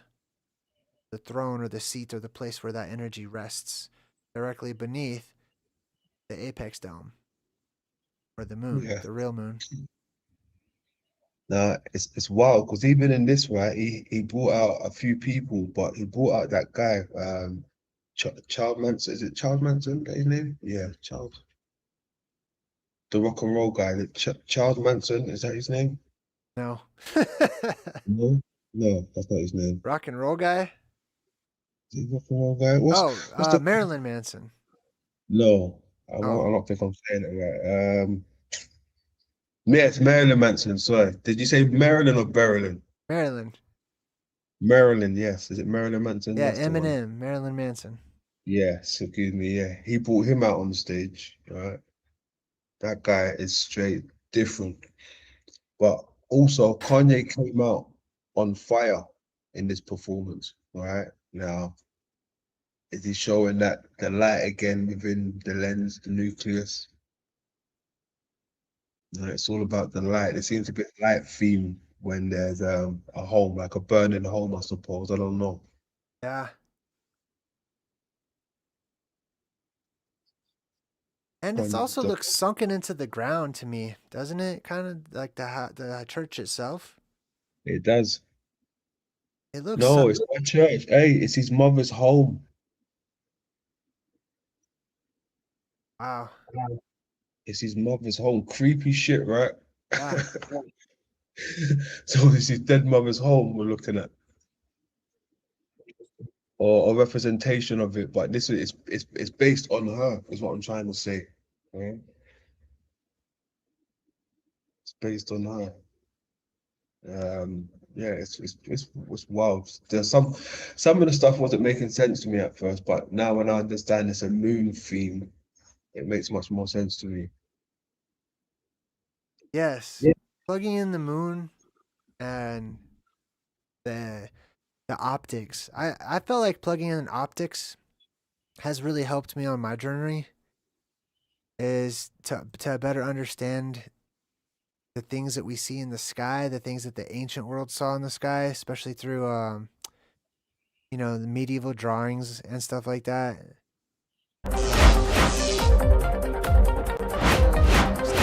This gets back to like the cult of the oculists, which is like the ancient word for optometrists or whatever. But this was not actual optometrists. These were people that were looking at bodily structure and applying it from the microcosm to the macrocosm, and in between, so they can learn the mysteries of our very universe, and therefore ourselves. You got anything else you want to share tonight? I'm gonna wrap things up in a bit. I'm getting a little tired. Yeah, most definitely. Let me I know give you you're one more, tired. just because you mentioned the cult of the Oculus again before I head out with this one right now. I got you. Let's see. There we go. Cool. All right. Can you see it on screen? Yep, I see it. Now,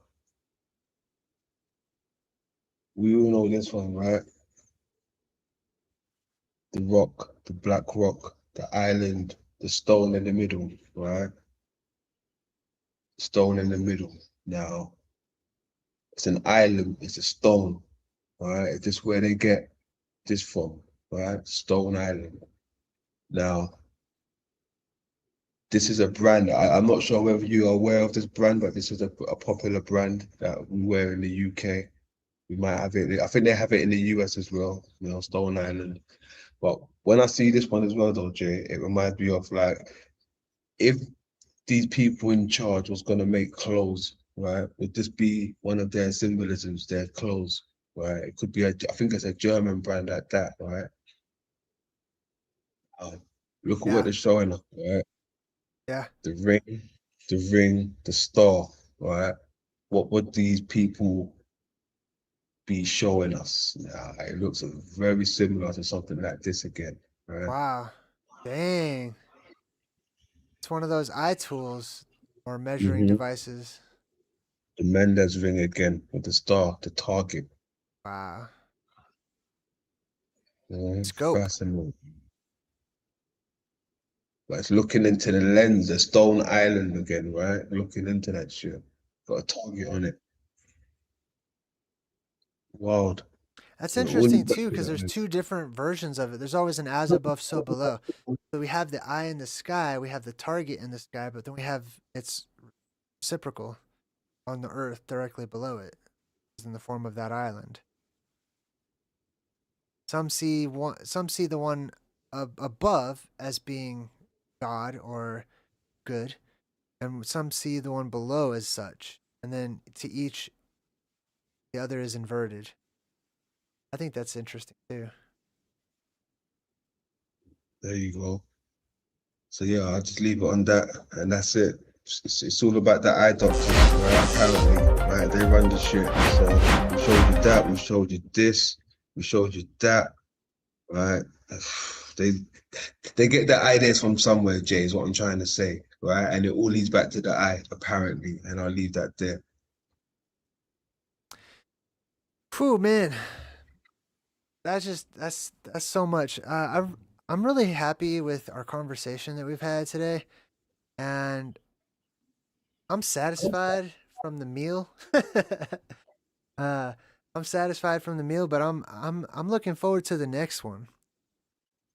And I hope that people leave a lot of good comments on the different parts of today's presentation. I possibly might go back and edit everything because I'm a perfectionist and I don't like that I had technical difficulties with the audio and all that stuff. Feel free to share whatever you want from our time together, with on your channel or wherever you want to. And I just want to say thank you. It's been an honor for me to have you and to be able to talk with you on your channel and stuff. But thank you so much for your presentations and reminding me of the cellular structure of life and the cosmos and the earth and all of it. It's been inspiring. Thank you. And likewise for the work you do out there, bro. Like I said, I used to sit back and watch you people. So hearing those words come from you, it means a lot right now. Right? So thank you. I'm humbled, very humbled. My pleasure. All right, sweet. Well, if you're watching and you want to support my work, go over to patreon.com/JayDreamerZ. Please go over and subscribe to London's channel, KJV. His handle is, I think, London_man on YouTube. You could type that in as well, and it should pop up. I put a link in the description to this video if you want easy access to his channel as well. And check out my website. If you're interested in today's topics, I highly recommend checking out the section called the Fractalverse on my website and the Apex Dome. Until next time, I am JayDreamerZ saying good vibes and goodbye.